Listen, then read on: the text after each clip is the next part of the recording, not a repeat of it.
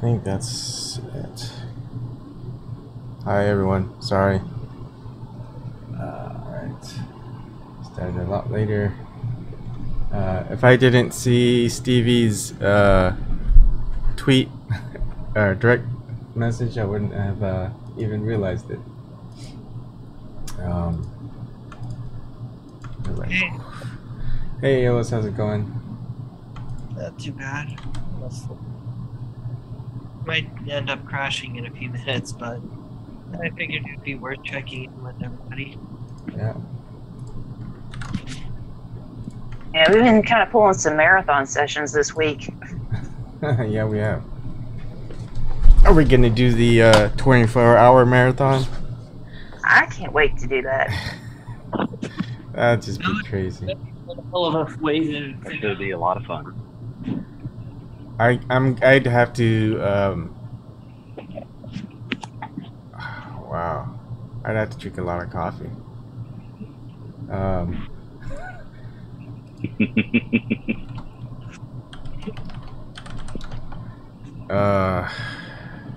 What are your thoughts? Just anything goes straight up 24 hours, or do we want to break it up into like some type of, like, before we start the next hour, we all decide what we want to talk about the next hour type of thing? I think it'd probably be better, like, just to kind of maybe lay out some general, like, you know, this, like, time segments for different things. But, yeah, because I know how we get distracted and, you know, go all over the place. But, yeah. Yeah, we'll start wanting to talk about news, and then someone will start wanting to talk about carrots. Absolutely, and Brussels sprouts. Oh, you guys, I got a headache. And sunflower kernels. Triggered. I knew I'd get you. Sorry. Oh, how's your eye, man?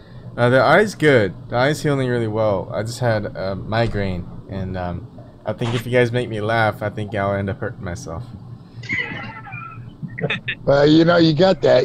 Between all the work you probably do on a screen and having your eye a little messed up, that's also got to contribute to that. Nice. You know, awesome. the fly with the signs. That's pretty cool. Oh, guess what? I do not want anyone to send me stuff, but I am going to have to open this up. This is sent to me. I'm trying to cover it up by Christian Zadavar. So I'll open it up. Oh, right. So it says at the bottom, "Do not bend, do not crush." So I'm wondering what it is. It's kind of hefty, but anyways, I'm gonna open it. So and give us. Where's Ben? I don't know. He's been kind of busy. I haven't seen him on lately. He dropped in, I think, only once this week. Yeah. Alright, so I'm gonna open it. If it's like deadly white powder stuff, you know who to blame. Nah. Well, that would explain why it says "Don't crutch." Alright, now you're having me worried. I'm here Cookies. for reassurance. That's my job. Wow. My opening materials here are largely gone. Hey, lots. Hey, Gnome. Oh, everybody. Guard Gnome. Haven't seen you in a while. Where have you been? I've been in and out of the chat during the week, but I've been working this night shift, so... So, Jank Uger's working you too hard? Hey man, he's paying me to subvert you guys. I'm gonna do my job. You're about to get blown up, by the way. What's in that box? I don't know. That's what I'm trying to find out. This is, again, from Christian. And I don't know why he sent me anything, but please don't send me anything. My mom will get it, or my wife gets angry. More stuff. Hey, it's not so bad. My dad pretty much buys new guitar parts like every 3 weeks. Or no, it's sent me a letter. in once a day, just like a new piece. electronics equipment. Me and my mom are not quite exactly sure what he's doing with all this sound equipment, though. Huh. Well, sound equipment's good. You could do a lot of podcast stuff. Well, no, it's not even that. My dad's something of a hobbyist for guitar playing, and more recently guitar manufacturing. So it's not like he's actively using this for content creation. He's just doing it as a pastime. Especially with his old band. That's pretty cool. So now, we have all the sound equipment at the house, and we have no idea what we're doing with it. That's pretty awesome. So I do take my daughter to comic book store, the local one. She loves going to it. She doesn't really read that much comic books yet, but she does like. They do have like toys there, figurines, and she loves getting something from there. And she'll love having comic books. That's awesome. Thank you, Christian. Wonder Woman. I guess books. I guess I could handle. I have so many books right now. My wife probably won't get too angry. Oh, there's more? Yeah, he got me something else. Did this stem from a conversation you guys were having or something? No. I don't know. No. But also, more comic books for me. Wow. Cool. I've never... Well, Dad gets the first read. So that one is, looks like Judge Dredd. Ooh! Batman Rebirth. I think that's Hello? to the back. Ebon's gonna keep the Wonder Woman DVD to himself and give the Judge Dredd to his daughter. It's not a DVD. It's the Oh, sorry. Street Fighter. I didn't realize. Can anybody hear me? Yeah, we can hear you. I can hear you. Who's on the Lenovo tab? That's me, Kevin. Oh, holy smokes, we hear you. And Amy. Yeah, we can hear you too, Amy. It's Christmas in July for Ebon. Thank you, Christian.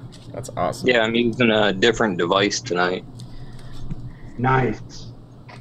Wow, actually working. Alright, so I gotta rename. Sorry, started late. I had a For a headache. minute, I didn't think this thing had a mic on it. That's pretty good. Comes through really well. Yeah, you sound much better than you usually do. Well, it's the first time I actually have used this device. I'm not familiar with it, and it's the first time I used the Ring Central thing through an Android device. It's glorious. Yeah, that's what I use. I mean, you know, I think it works real well. From here. TBC's going all Islamo-fascist on us. This cap. Watch out. This is my groovy. This is my Dumbledore hat, man. I got this. My wife bought this for me in China. That and the Captain Crunch shirt. That's awesome. So your wife went to China? Like, where did she? Yeah. Oh, it's Xi'an, maybe is the name of it. I can't remember the name of it. My sister-in-law is working there. And since she's working there and has an apartment, my mother-in-law bought my wife a ticket, so she flew over there and had like a week in China. It was pretty cool. But I told her bring me back a hat. I like hats. So she brought me back my cool Dumbledore hat. It's all in really fine embroidery. It's really nice, actually. Yeah, it's a cool hat too. Oh yeah, man. Gotta have a lid. Oh, and she brought me a jade pipe. Nice. Yes, it's very groovy. It's a little hard to clean because they didn't line the holes. That's a nice bite. Jade. Is that a double blown or is that just a thin glass piece? It's Jade, jade. dude. Stone. It's actually 2 pieces of jade, but it's jade. Could you hold it up again? I didn't see it. I'm screwing around with this thing in the video. The screen isn't big enough to have everybody on there, so I'm kind of you can only get like 4 at a time. You gotta like breeze past everybody. Okay, now I see it. I see it now. Anyhow, it's pretty groovy. I'm like, I like it because it's small and I can find you. What's that? I said I'm sliding through slides. You know the Android thing. Right. You gotta go. I'm trying to find you. Yeah, so I can see what the hell you're holding up. You know. Just boil it. You even got your name up tonight. That's like really good. I know, getting fancy. Just boil that thing, man. If you got to clean it, right? Does that work, or will it ruin the finish? What, to clean it? Yeah. What, the inside? I cleaned it with the inside. I have a little piece of wire. I actually had to use something that has a little bit of bend that will bend to it, and then I put a little tiny hook in the end because it's got a little dog leg in it where they drilled it, so it doesn't. It's a little trickier to clean than most, but it's nice because it's got a real small bowl, so I can take like little hits, and it makes the herb last longer, especially right now I'm betwixt. So when I'm back up and in good shape, then I can just do dubs and stuff, but it's clean. I'll probably drop it in some. I have what the hell is it stuff called? Some toxic shit. No, actually, you know what you use for like bongs? I learned this. You use Alka-Seltz or denture cleaner. That's an awesome idea. The denture cleaner. We use it even on we use that for our, we have like coffee carafe, and it gets like black on the inside. I mean, it's got like a 1/4 inch black.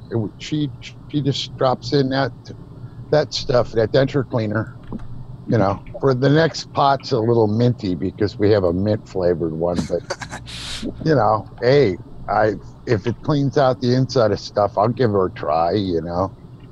I wonder why I never thought of that. I wonder why that never occurred to me. Seems so obvious. Using like Alka-Seltz or something like that, you know, that bubbles up.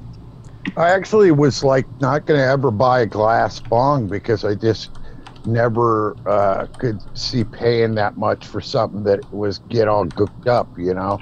So I looked online. I said, I'm going to figure out how these people clean their bongs because people do it. And some people use alcohol, rubbing alcohol and salt. Yeah.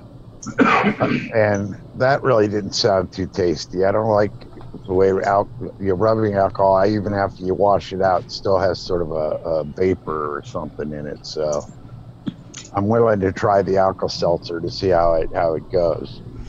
I usually use like lemon juice, and I'll let it it soak in lemon juice for a while, and then boil it, and that usually gets it clean. I've used like boiling water and a brush, and that was the way I usually did it. But a lot of it I don't sweat. I try to keep clean water in it most of the time. So. But I almost bought a second bowl. I says, I bet you go through these bowls. Well, you can always come back and buy another one. And I said, yeah, okay. So I'm sitting there. So don't you know, like I get home and 20 minutes later, I'm light it with a little clicky lighter, and the clicky thing like slips out of my finger and breaks the bowl. Cracks son of a bitch. I didn't even have it a day, They're designed to break, dude. I have smashed like some nice little handheld water bubblers and nice pipes. Yeah, I was like, for it, That's why you look for quality pieces. You can get double blown pieces that are like almost twice the thickness. So even if you drop them, they won't break. Unless they'll break, but they're a hell of a lot harder to break. Well, it was just the ball part. The actual bong part's really heavy. Yeah, it's a nice sized piece. He was referring to I think he was referring to smaller glass pipes. Yeah. Well, just any of the glass products, really. Made. Yeah. Well, I always figure herb and glass don't mix that well, just from a care standpoint. But I like to carve the wood ones too. So I can't stand the wood ones myself. Get that wood taste. Hey, the wood ones are awesome. You get the right wood. They're use lined with black glass. walnut or cherry wood. Black walnut or cherry wood works great. Actually, I've used hazelnut out of my backyard. They cut down a hazelnut tree, and I got just a piece of it, and I made a hazelnut bowl. That stuff. So far, it's the best thing I've tried as far as being, because it's got to be, anything I use has got to be durable. Because I just start with a little bit. I use a countersink and just drill a hole for the air to go through, and then I just countersink that hole and have a cone there. But even with that, I can take it, burn out. I can take and burn something out after a while. Even with that, I end up. That's a cool one. Yeah, it's actually, I made the stem out of a piece of oak. And I keep just transferring it to new bowls when I screw up the bowls, because it was I took it and used that a draw knife and made the shaft. So I was pretty impressed by how straight I kept it. So I'm gonna always keep that till breaks. Anyhow, so what's in the news? Oh. Do we want to talk about the news, or can I ask you guys something really random? Wait. Good news, everyone! All right, go ahead. All right. Yeah, sorry. I'll do that again later. Go ahead. Well, okay, so I went ahead and extended. I had 3 Ring Central meeting accounts. I got rid of the others, and I have my one. No worry about raising money on a Patreon or whatever, so this will keep going. No need to pay for anything. I mean, I will need help hosting it sometimes if I'm not around. That means I could just start up Ring Central from anywhere, and then if you guys know how to do the setup with OBS, then you guys can keep it going. So makes it easy. Anyways, that was you, Ebon. Well, is there a way that we could contribute if we wanted to? I mean, don't worry about it. Contribute to other people. Contribute to Stevie, who needs a better webcam or something. Yeah, we could just have a centralized Patreon account, and then you would take the funds and maybe you could spend them for Ring Central, or maybe you could just give them to Stevie or something. It's a common pool of cash, so we could actually do things. Save your money. All right, man. Yeah. Thanks for that, though. I know better than to offer. I'll wait till he has his thing for his new startup thing, and that's where I'll do it. I'm not gonna do it that way. I'm actually gonna monetize a weird way for the products. However you do it, I'll figure out a way. No. I'll buy a $5 advertisement. No, so my idea is so the first product, it's $1 to use it for a lifetime for an email address or whatever, but you can always donate more than that, and that money that you donate goes into a pool. So if people don't have $1 to want to spend on it, they just wait in the line for a pool. And so if they're ahead in the line and that pool has some money in it, they can register for free because the person ahead of them put more money into the pool to allow them to pay it forward. I like that. I like that a lot. Nice. Thanks. So. Anyhow, well, I'll figure out how to advertise. I don't know what I'm advertising yet, but I'm advertising. All right. Go ahead, Amy. Sorry I cut you off with the good news thing. Oh, no, not at all. I kind of wanted to hear that.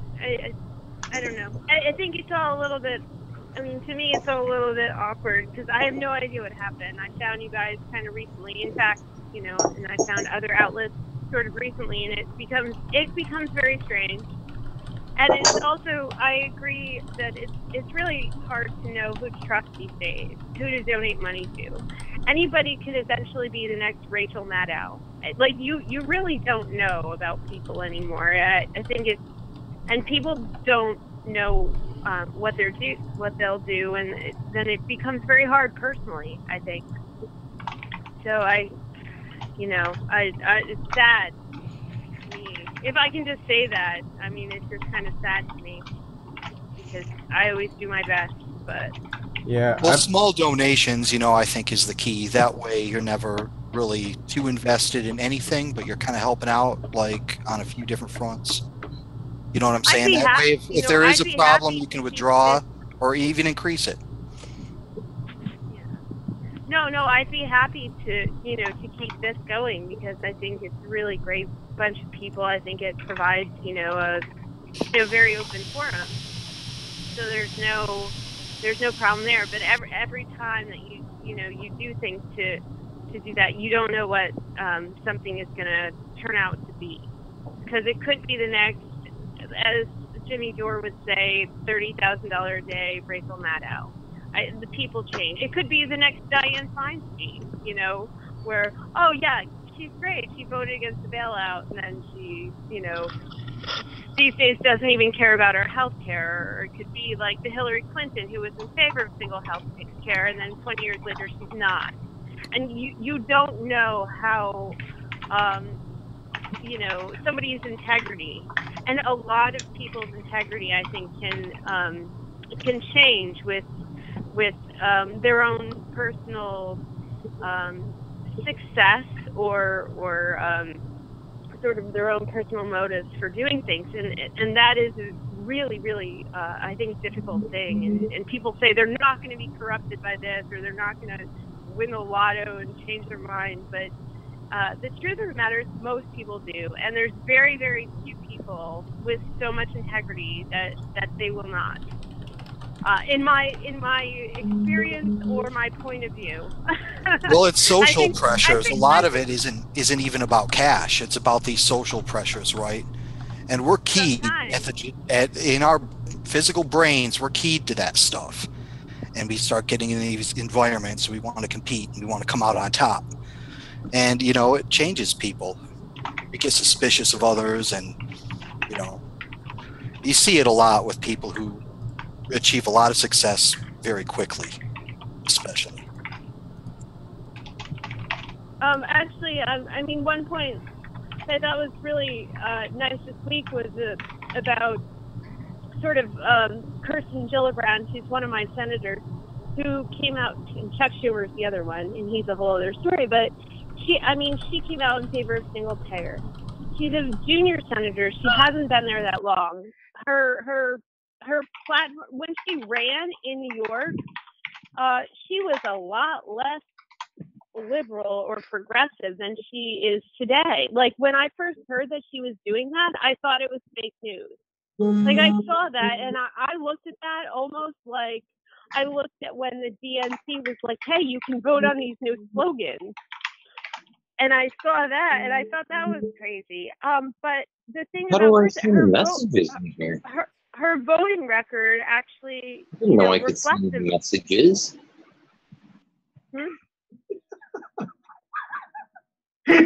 Sorry.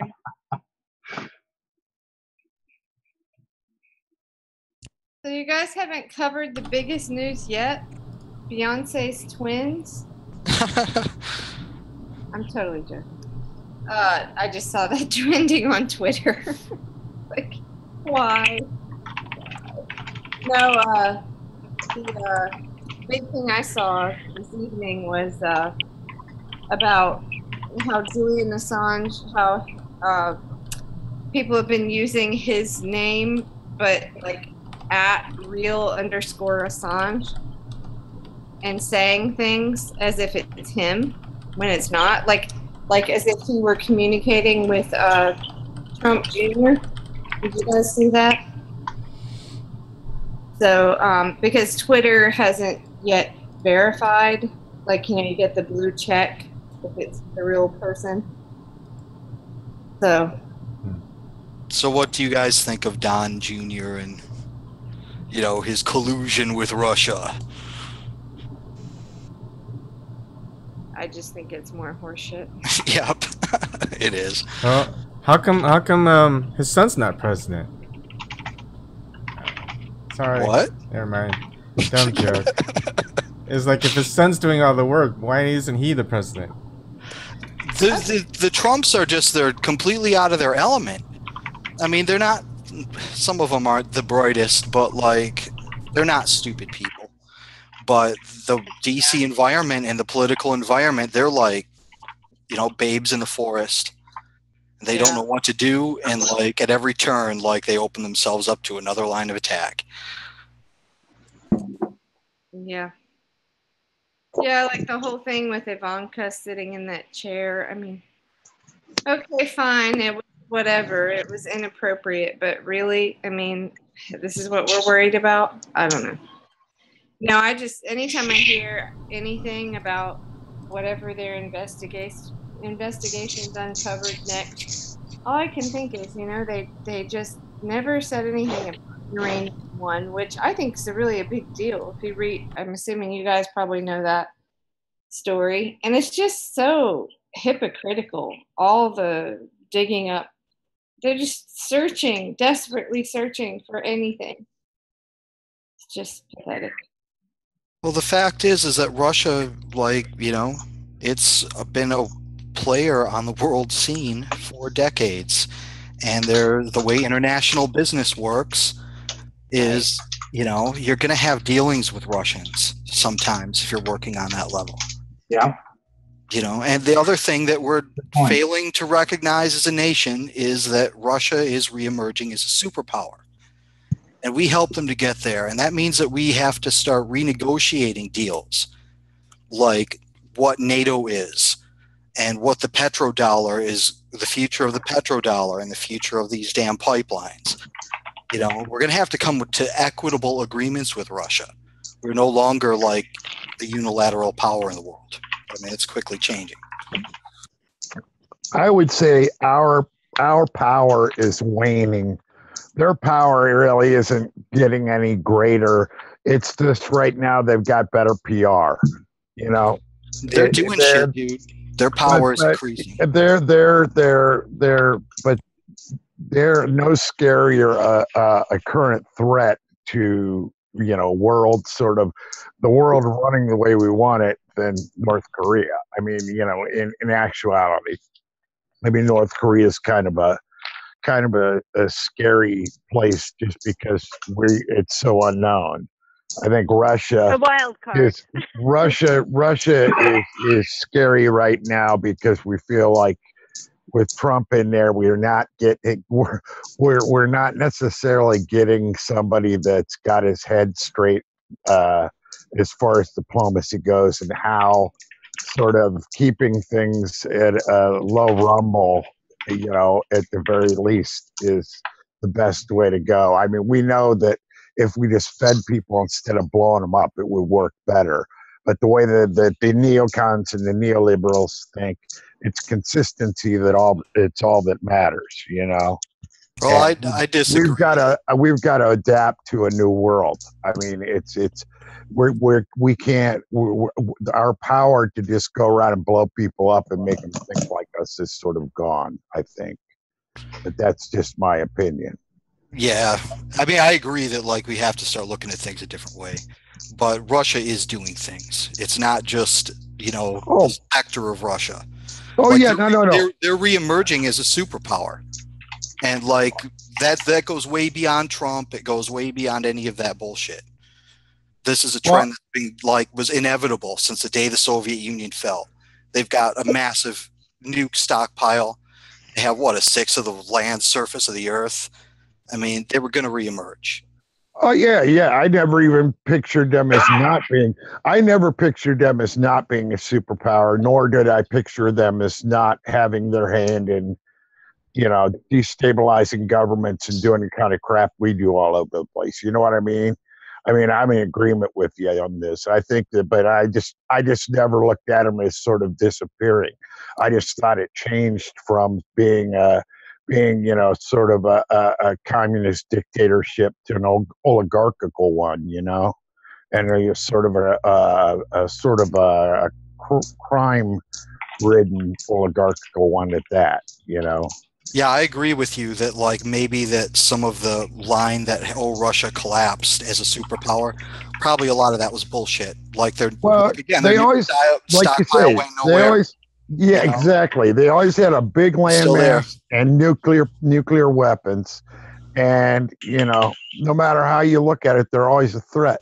The thing about it is, we're playing this game where we're spending the money and the lives to be the policeman for Germany and France and Great Britain and Italy and Turkey and all these other countries that are in NATO. They're in NATO, and the thing about it is, if NATO is NATO and we're supposed to be like all in or we aren't in, in this way, I do kind of agree with Trump sort of rattling the boats a little bit.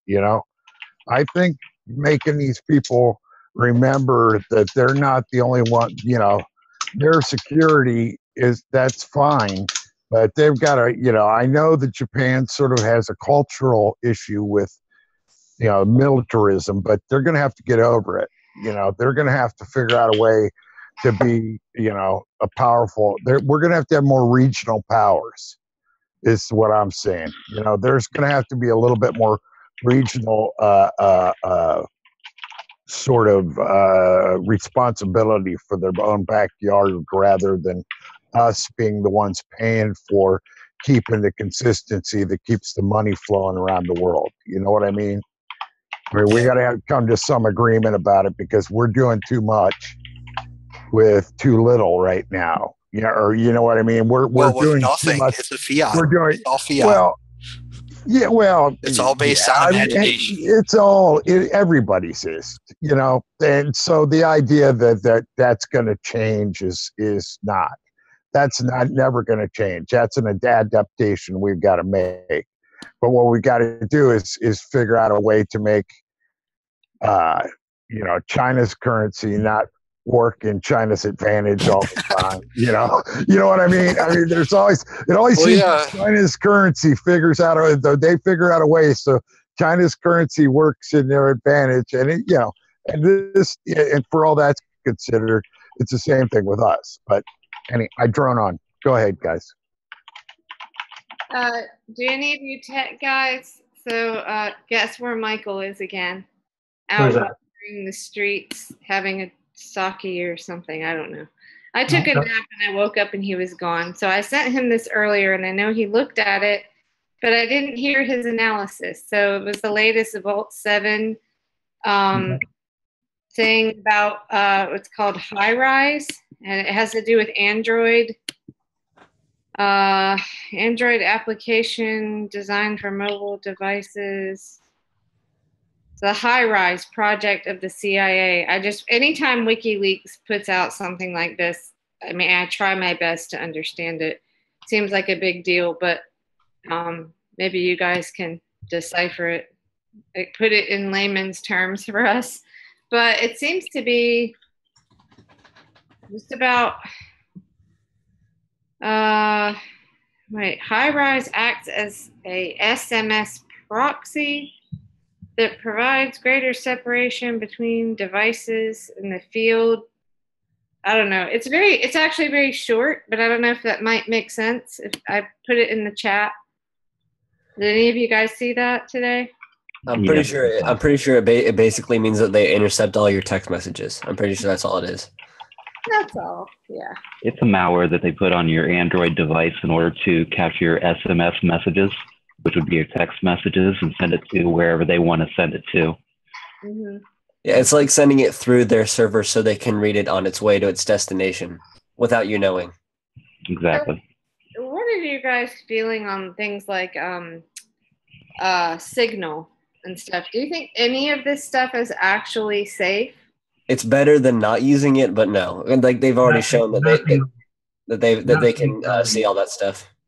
Because they look at it on your phone before you type, like as you're typing it in, they can see your keystrokes, and your phone logs all your keystrokes, so they can see what you typed before it's actually encrypted. Right. Yes, correct. And they've got all kinds of right now. Like if you go to a protest or something, unless you need it for like doing video and stuff, your phone can just get hoovered up. You know, I mean, they've got stingray devices, all kinds of stuff that they could basically figure. They've got ways the cops do now, instead of just if it was just like the NSA, that'd be one thing, but they gave out this equipment to police, and basically it's a search without warrant if you're at a protest, because they're not deciding they're going after necessarily the bad guys. They're getting everybody in range of this device. So like I say, I would keep, if you think if you work with something so sensitive, or if you're organizing it so sensitive, you got to figure out other ways to communicate it. Otherwise, you don't have privacy the way you would think you should have privacy. And certainly at a protest, you should have privacy. Yeah, at the DNC last summer, there was a woman. She was part of I think she was part of the Bernie or Bust thing. Lori Sestnick. Anyway, I haven't heard much from her in a while, but anyway, she put out this thing, and it was about using fire chat in those kind of situations, like in a crowd, in a protest. That's a better way to communicate. Anyway.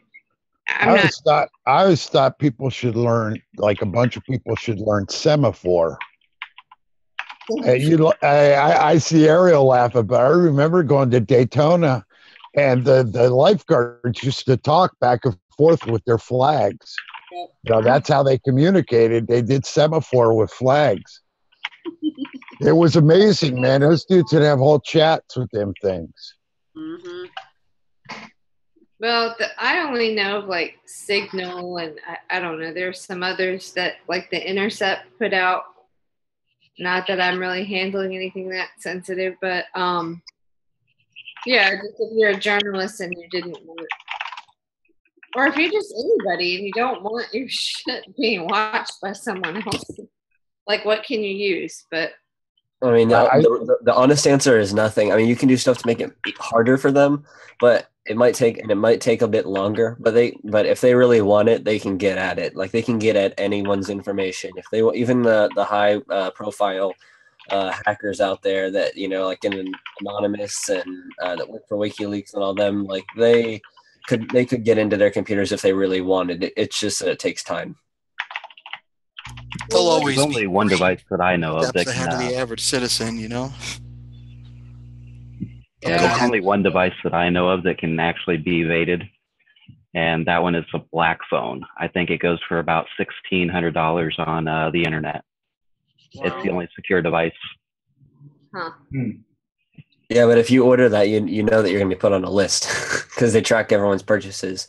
Correct, and they can also intercept it before it gets to you. That was revealed, I believe, in Marvel, where they intercept devices coming into the country, and they put their spyware onto your device before you even get it.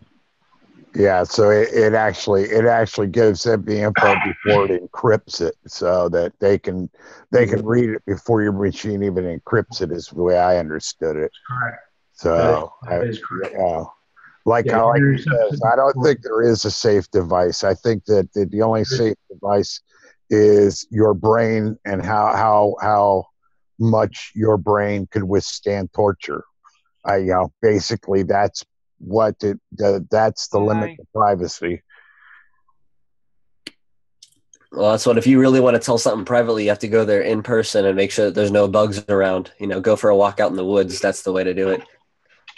Go to your library and do your research in the library in books. This is No. very funny. I just noticed that Kevin's thing says Kevin with sound. That's funny. Yeah. Okay. Pretty soon he's going to be Kevin with a camera. No, I already have a camera. It is much better with a headset. Although I think I don't have mine with me. I got a microphone and I got a camera. I'm just not using the camera. Same. Right on.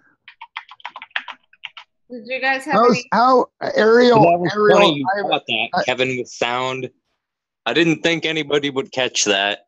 Oh no. I scroll through the things every once in a while, see who's here, because I look down at the YouTube thing, and all of a sudden we've got like 101 squares. So I like knowing who's here, even if they aren't speaking. But Right. Ariel's here, and I want to hear from Ariel. Okay, give me 1 second here. Because Ariel and I have some talks about cars. 1 second. I'm just trying to figure out how this works, all right? I'm just trying to figure out how this works. I sent out a general message. Did everybody see that? I don't know. Yes. Do it again. I sent a private message to Stevie. Did she see that? And did she send me a private message back? Because if she did, I do not know how to find it. Are you on a computer?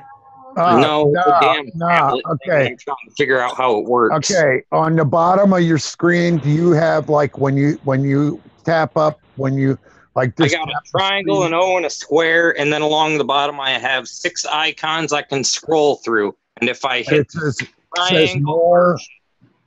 Yeah, I sent you a message on there, and yeah, I got that one. And that's the one. It says there's one that says participants. well, okay, Stevie, I do not know how to find that message. I went to the participant thing. I can send messages, but I don't know where to find them. It should be in the same thing. It should pop up where your message go. Yeah, that's what I thought, and I was trying to find it. Once I figure out how this thing works, everything will go smoothly. Yeah. Okay, when you hit the thing and it says participants, okay. When it says participants and it has a little red thing by it that has a number on it, if you hit their thing, then you can see the messages they just sent. If you didn't see them on the screen. So, like Kelly's Word said something earlier. Kelly's Word sent a link.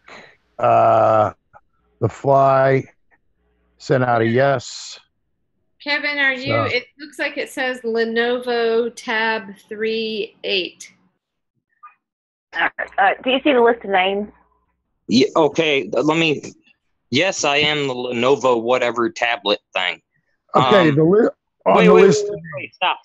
I found the participants. That's how I found how to send messages. All right. The problem is I cannot find an inbox because Stevie said she sent a message privately and I cannot find it anywhere. It should just say I chat. can see that list and I'm going through it. Yeah, go to Stevie and hit her name. And like when I did it, when I hit a name that has a number by it, that it has like a red deal with a number, hit it, and that gives you like what they had put up. I tried doing that, and what happened is it opened up a message like I wanted to send. Yeah, I'm not sure then, but I'm messages that are sent from her. Well, maybe Maybe if you experiment go around with the ones you got on the bottom, because I don't know which one you hit then. I had to go to chats. Just hit there was like a little button that said chats, and when I brought that up, it had everybody's in there, but then it said like for the one that you sent, it just said private. So I don't know if maybe that's. Yeah, on the tablet, there should be a participants thing, and then once you push the participants thing, another bottom, like a bar should pop up at the bottom with 2 options, and the one on the left should say chat and have like the little red notification marks. Yes, I see it now. It says, I see one that's at the bottom of the names. The bottom of the names, there you can finally get to it, and it says chat and invite. If you hit the chat, you can see all the chats. So that's how you I'll do try it. to send you another one and see if it works. Yeah, if you click on chat, then it should, yeah, on the left it'll say, so you either At the very bottom of the left, it says chat. Yeah. Oh, I found it. Okay. Groovy. Oh, so you. It's Lost on a Map. Are you new? Have you been on before? He was on last night. Yeah, I don't really talk much. I just kind of chill and listen to you guys. So. Oh, okay. Yeah. Glad to have you here. Thank you. That's what Christian does. He usually takes us on a. Can you hear me now? Yes. Okay, Crystal clear. I want to make sure everything's working right because for a second there, I thought people could hear me when the thing said it was off. No. So since you're lost on a map, I found the messages. Good. So we're all good now. I found the groovy. Do you That's why I thought you were talking to me, because exactly when I said, yeah, I found the inbox, Broken Carpenter said groovy. I'm like, can you hear me? Yes. Okay. Then you got it. You got it. Yeah, that's why I was kind of testing to see if you could hear me. I wasn't sure if it was working right. I mean, the damn thing just crashed like a minute or two ago. Or no, more than that, like 5 minutes ago or something. Well, you're up and you're good. So everything's cool, man. So Ariel. Wait, I want to ask Lost. Do you reveal where you are? I just think it's interesting because we're all over the whole country and Norway. I live in Colorado right now. Oh, okay. Near Denver. We don't have a Colorado. I'm glad to be the first then. There we go. My brother's in Estes Park. Okay, cool. Yeah, I want to go there. It's beautiful out there. It is really beautiful. I mean, he's lucky to live there, you know. He's one of the... We're all over the place, really. We've only got Bryan and James are both in California. Actually, I don't know where the Fly is. He probably won't reveal. Around here somewhere. Kind of be wherever he wants. Yes. But yeah, we're all over Ohio, New York State, Philly, Shirley, and West Virginia and Florida. Huh.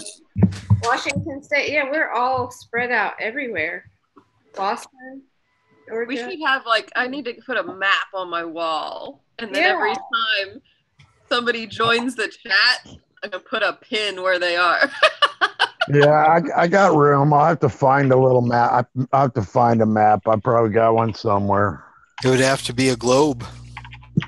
Yeah. A world map. That's actually true. Yeah, that wouldn't even work. Well, we could do it like Alaska. We could do it like Alaska and Hawaii. They got to be in little boxes. We'll just put up a box as we get a new one. I have this in my room. Oh, interesting. Oh, I've got one of those too. I think it's great because we have some variety on here, but the fact that we're spread out everywhere is cool. I've got, and I won't go get it, but I've got an atlas sitting over there. This one's protected by a layer of dust. This thing doesn't even get dusty.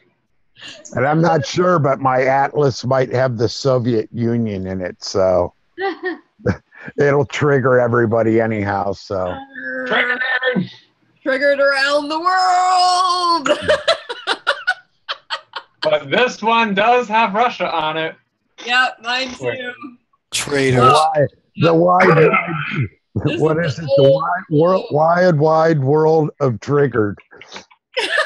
Yeah, this is an old one. Look, it still has the Soviet Socialist Republic on there. It's an old globe, man. Wow. The agony of defeat. Oh, we had this doing homeschool when we bought this thing. Oh, that's a long time. That's crazy. So I wasn't on last night because my Russian friend was here. And she was colluding with her Russian friend. I was colluding. But as long as you weren't canoodling.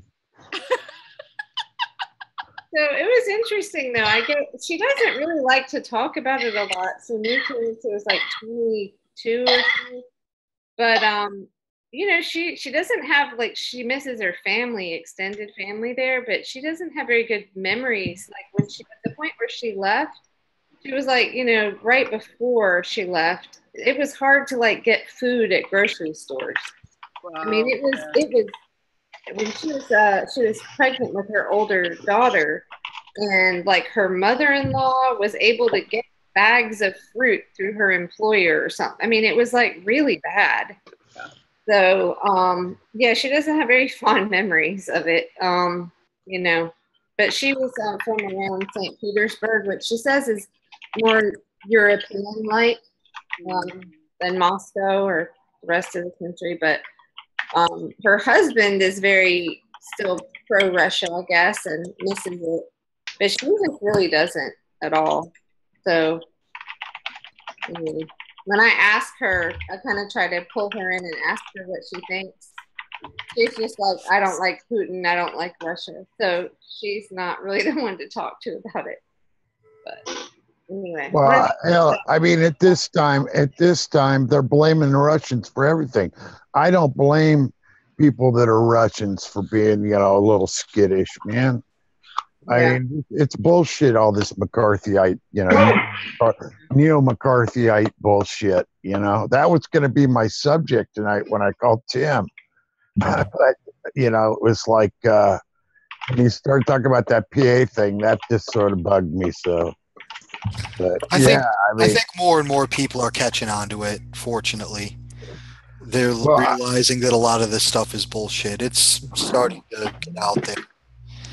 I'm telling you, I had a whole list. I think how I put it, I accidentally sort of started a list and tagged Kelley with all of them because it was in one of her tweets, and just started watching for like 24 hours. I was straight because I couldn't sleep. I watched just old McCarthy clips and an old Tail Gunner Joe. It was a old made-for-TV movie about McCarthy, and what the hell's the one about when he's in the Senate, and that one's great. That's the actual footage from the Senate hearing. I can't remember the name of it. I don't remember the name now, but yeah, you sent it to me. From the McCarthy hearings? It's the McCarthy hearings, but it's the documentary footage. Somebody back then put it all together in sort of a documentary footage of the best parts of it, you know. Right. Hell's bells. Now that is bugging me. I have it somewhere in your messages. I'm not going to go through all my Twitter to find it. I might have it on YouTube, so I'm going to look at that for a while, huh? Oh man, it was cool to watch it all just to see how ugly it is now. You know, it ain't right. If it isn't right, man. It's the way we're doing things is not the way we're supposed to be. Well, what about the, I think it was Time magazine cover. I tried to find it a minute ago. I tweeted back at some stupid Dem operative. It was like, oh, this is a great Time or Newsweek cover, whichever it was. And it was like Trump Jr. And it was like, it said caught red-handed. And I'm just like, yeah, that was great. You know, just like the Putin cover where his eyes are red and he looks like a demon. It's just beyond stupid. We're not doing things the right way. We are doing things in the most absolute fucked up and crazy way possible. Yeah, the xenophobia on all fronts, not only on the political front, but on how we're dealing with the major issues of the world. It's crazy. Did you hear that? I'll close the door. Oh no, shit. Have any of you seen the new sci-fi TV show called The Expanse? Yes, excellent show. It is one of the best sci-fi television shows you'll ever watch. And the amazing thing is, it came from the Sci-Fi Channel, the channel that has a notorious reputation for making terrible things. Made like one of the best sci-fi television shows of all time. Well, it's actually a Canadian show. There you go. Well, that explains That it. would explain it. It's hey, buddy. Hey, guy. Hi, Bryan. It's not far. All that noise a second ago. Oh my God. So loud. I heard something. Yeah, I heard something. The other night, I said to Michael, you know, watch your back when he went out. He was like, just downtown Asheville, but kind of a little bit crazier than it used to be. Like, you walk around the corner by the churches and you just smell pee. And there's like, it's a little rougher than it used to be. Probably kind of like Portland, as Ariel says. But it's like totally crazy out there right now. The car was driving, like backfiring, and there were fireworks going off, and people were very drunk. Partying. Better have your weapon ready. Lay it right on the couch next to you, loaded, ready to roll at any second. It's not that kind of stuff. Fine. It's just weird. It used to be this sleepy little mountain town, and it's a little off the hook at times now. So, yep. I mean, there's a lot of crime here actually for such a small little city. I'm very lucky. I live in the number one. It's the rated the safest city in Ohio, and the town right next to us is rated the number 4 safest city in Ohio. So I feel pretty comfortable, you know, taking walks around town. And the only reason that to be scared taking walks around town is the fact that there's no sidewalks where I live, and everyone flies down the streets. Like everyone drives like maniacs. Jeez.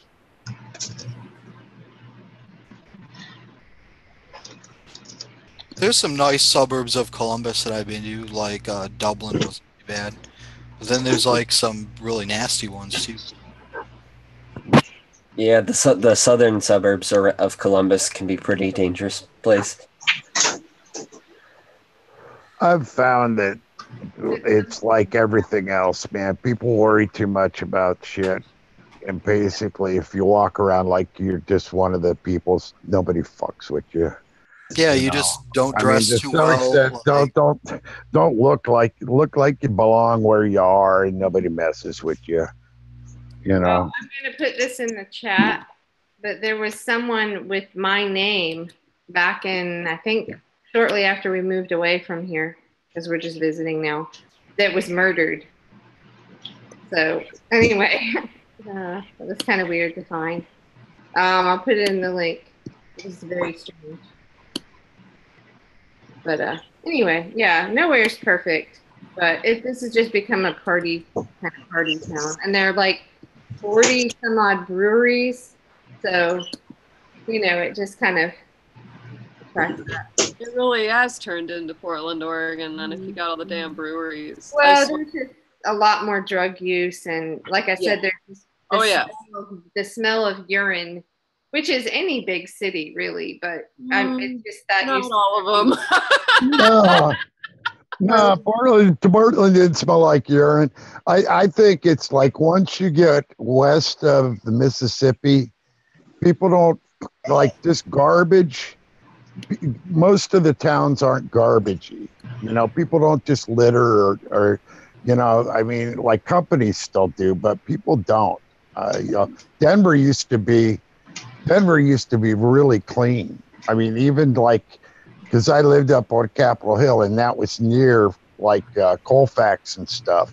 And even when you went down there, if you walked around, everything was in a trash can. You know, and the trash cans got emptied, and that was just the way things were. So Portland's kind of like that. As long as it's not something big where they overflow the trash cans. They pretty much will throw shit away where it belongs rather than on the ground. That's true. That makes a big difference. It's just it's lots of drinking, lots of drugs, you know. Oh yeah, lots of hipsters with wax in their mustaches and corporate hipsters, plugs in their ears, and the stupid pomade and the.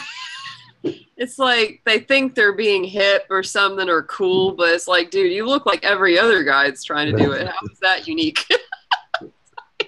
Whenever I went to and visited Toronto, I swear that was the cleanest place I've ever seen. Like they have granite sidewalks that were like polished and like sparkly clean. Like there was like not a single piece of trash you could find. Like, and the crazy thing was that you couldn't find trash cans anywhere. Like whenever me and all my friends were trying to like throw away the cheap Canadian candy we'd buy because it was like super high quality and very, very cheap. Like we got a ton of it. Like I got a ton of maple dark chocolate and like ice wine dark chocolate and like all this really, really good maple candy since that, Canada, why not?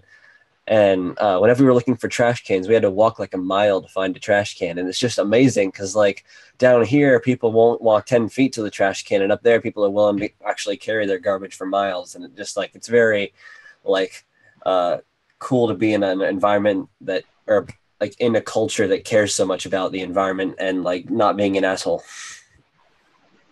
Yeah, Toronto's a nice city, man. Like it's clean. I went to see the Toronto Electronic Music Festival, like I don't know, 10 plus years ago. There, it was the only time I've been there, but I was pretty impressed by it. Oh, little buddy. Yeah, we went to the Art Museum, Rogers Center, the what's it called? This tower, I forget what it's called. The CN Tower. We went on tours of all those places. And that was pretty cool. We since I was there with my high school choir, we ended up doing flash mobs all over the place. Like we did a flash mob in the CN Tower and at the base of the tower, and then we did a flash mob at Niagara Falls too. Well, then when you go across to Buffalo, like it's a different world. Oh yeah, you go from having no trash to trash everywhere. Yeah, just rusted out, like trash everywhere. People looking mean. It's great. It's a great place. I'd never live in Buffalo. Sorry. Well, Buffalo's fucking miserable, man. Yeah, it is. When it gets, hey man, I've lived in some cold and miserable places, but Buffalo is cold and miserable. I have a long-time astrology client from Buffalo. This is fucking awful. He would never go. Yep, it just pisses people off. You grow up there, it just wrecks you as a person. You just want to get I don't know. I live in Rochester. Rochester's about 60, 70 miles from Buffalo, and Buffalo is always just seems so depressing to me. Wow. Yeah. All I think about Buffalo is 60-mile winds and ice. We're going to be actually driving up that way after, like, when we pick up our daughters at camp and going up to Michigan. So we're going to go through Buffalo and Niagara Falls and then over that part of Canada. Awesome. You know what you can do? There's vineyards all along that stretch. And there's some really cool, like, beach areas. And I would set aside some time aside on your trip to stop at a couple of places along. I can't remember what the northern coast is. I've been there, but it's been so long because usually I was coming up through Detroit through my other grandparents' place up to the Canadian grandparents, not coming up through Buffalo side. But now this time we have to get passports even for our youngest daughter, which, back in the day, you didn't have to worry about that. Yeah. Like, actually, one time we went over the border and my oldest daughter was an infant and they didn't even, I was like, oops, I forgot to bring any ID for her. And they just asked me where we were going, and it was so remote up in Canada. I think they figured if you knew where that was, you were okay. But now, there's no way they're would let us over the border. You can get the license rather than the passport. I'm not sure if you can get it in your state though. Come to think of it. Yeah. But I remember those days. We used to go through the tunnel all the time over to Canada, and it was just no big deal, Did you go over to Windsor when you were 19? Yeah. No, but I had a friend who went up to Sault Ste. Marie when he was 19, and I was 21, and we went to this club, right? And by the end of the night, he's just basically puking all over the place. And this stripper has his pants down, his underwear was up, but she was spanking him with his belt. Out in the street? No, it was at a strip club. When you're in Canada, you can go to the strip clubs and stuff when you're 19. Wait, what is that? Lake Superior State? That's in Sault Ste. Marie, yep. Yeah, a friend of mine went to school there. I'm probably older than you are. So, but that would have been in like 1990. So, a while ago. But she hated it. It was so cold but anyway. So yeah, we're going to go across, we're going to be on the road a lot. I drove 6 hours today. 3 hours to Tennessee and back to a camp. Pick up my youngest daughter in one day. Ugh. And that was early. So I was like, oh, I remember why I don't do mornings. There's more traffic. You know, we're all kind of night owls, right? Most of us. You know, when you're out early, there are all these trucks and people are moving slowly. I was like, and the sun is in the wrong place in the sky. What's going on here? Well, the north side of Lake Erie is nothing like the south side. It's awesome on the north side. So right. Definitely take some time, like in your trip, set aside at least some time because you'll want to when you go past it. Yeah, it's not Cleveland, huh? Nope. Yeah. It's not Cedar Point. Oh, yeah. I've been there. Yeah. I was there when I was a little bugger. What the fuck did I just do? I remember riding what's that wooden one? That's the one that always freaked me out the most because it looked like it was going to fall apart. I remember what you're talking about. It's been there forever. It was there forever when I went, and that was early 70s. Or, or late 60s, early 70s. I went in the go on it. Sometimes. Well, it shakes. It shakes like a lot. And it's got a couple of boards that are like right over the tracks, and it looks like you're going to go face first. Yeah, they do that with a couple. That's what the first one we rode. It was their newest one, and it's got like all these like little holes that the roller coaster goes through. But like the way it's shaped, so when you're like approaching it, it looks like you're gonna like run into the walls, or like the whole coaster won't fit through. And like the whole time you're thinking, like when you're on it, is like, I don't trust human engineering with my life. And then eventually, and then all of a sudden at the very, very last second, it like does a complete like 180 turn, and you're all of a sudden you're sideways and going through this tiny little hole. And then all the other roller coasters from the end of the day after that very, very first one were like lame as heck. All right, Ariel, I gotta ask Ariel, what was Ariel's favorite amusement park and ride? I hated amusement parks. Well, then it should be harder for you. I really did. Let me tell you, down in Georgia, we got a lot of that stuff. We got the Six Flags and the Whitewater and all that stuff. And I'm telling you, I was never into it. I hated it. The only thing that I really can think of doing when I was a kid that was really pretty funny was one time out of nowhere, there was this weird rinky-dink circus set up in the parking lot of the old Kmart that we used to go to. And we ended up riding an elephant with my mom. I got to ride an elephant at the Belle Isle Zoo. Yes. Okay. The other thing is I did thing for Ferris wheels for a while because they were easy going and you could just hang out on them. But you would not get me on a roller coaster or anything like that. My goat hooves are staying on the damn ground. You aren't flipping me up around some damn thing. And I'll tell you, the only time I went to Six Flags, a big roller coaster place, right, was when I was about 19 years old, and I had a bunch of dumb friends that were like, let's go there, it'll be really fun. I was like Daria when I was really, really like that. And so I went, I don't know why the hell I went. I just was like, this is stupid. And I ended up just staying in like a restaurant and reading a book while they were doing this thing. I was like, if I'm going to die, it's not going to be on that. I was like, if I get on that, I'm going to have to go to chiropractic because it's going to screw my neck all up. So no, I've never been much for like, I'm not much of a joiner, I guess you would say. It's just not worth it. Like, the rides are cool, but I don't like standing around in a line for 2 hours. I don't like wandering around a park, filthy park. You know, like if I could just go on the rides, it would be awesome. The other thing that's funny I was younger. When I was like 10, 11 years old. I was really into animation. I loved all animated movies. I love to draw. I love to draw cartoons. And so I used to think that Disney World was like where they made the animated movies. And I was like interested in going to watch the animators work. And then when they told me it was just a bunch of rides and crap, I was like, screw that. I don't want to forget it. Now, my concern is like, just like anything, like shoddy products that we have. Like, you just wonder if somebody forgets to screw in a bolt or something.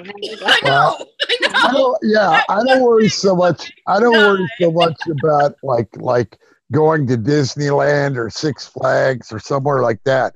It's when you go to a fair. Yeah, you get to see the carnies that set up the rides. Plus they hire on what they do is they hire on day laborers. When they come into town, you can hire on for a few days, helping them lugging stuff around, setting up the rides. When I was 5 years old, I won a contest. It was a letter writing contest. And they made me queen of the circus, which I think brought around another round of elephant rides.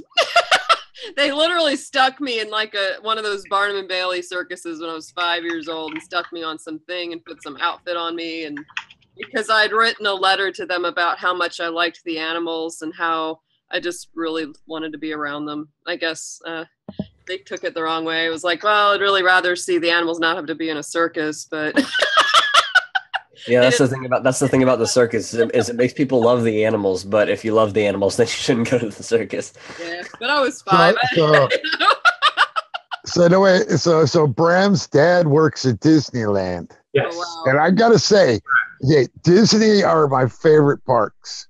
They are. I mean, and I know that Disney's evil, but I dig Disney parks, man. But they make it fun. Oh, I like all the behind the scenes shit. This intrigues me, man. Sure, It's sort of the idea that all the trash gets emptied down into the hole. You don't even see the trash disappearing. Yeah. It goes down. It's just that whole place is like, it's so artificial that I love it. Everything's man-made, and you gotta love it. Yeah. So Disney World is like the place where you go to have the city experience, but it's completely fake because all of our cities are too crappy. Like whenever you're on Main Street USA, the whole time you're thinking this is what a real Main Street should be like, except it's not. I want to make a dark Disney. I think Banksy did that. I want to make a dark version of Disney. I'm telling you, people just don't come out of it. 1 out of every 10 people goes missing. Yep. Huge. So you're gonna make Jurassic World, Eric? Is that what you're gonna do? No, but make a dark version of Disney, how everything is stonewashed in Disney, like the Little Mermaid. I want to make the Little Mermaid a little more gorier because I would use it for humorous purposes. Instead of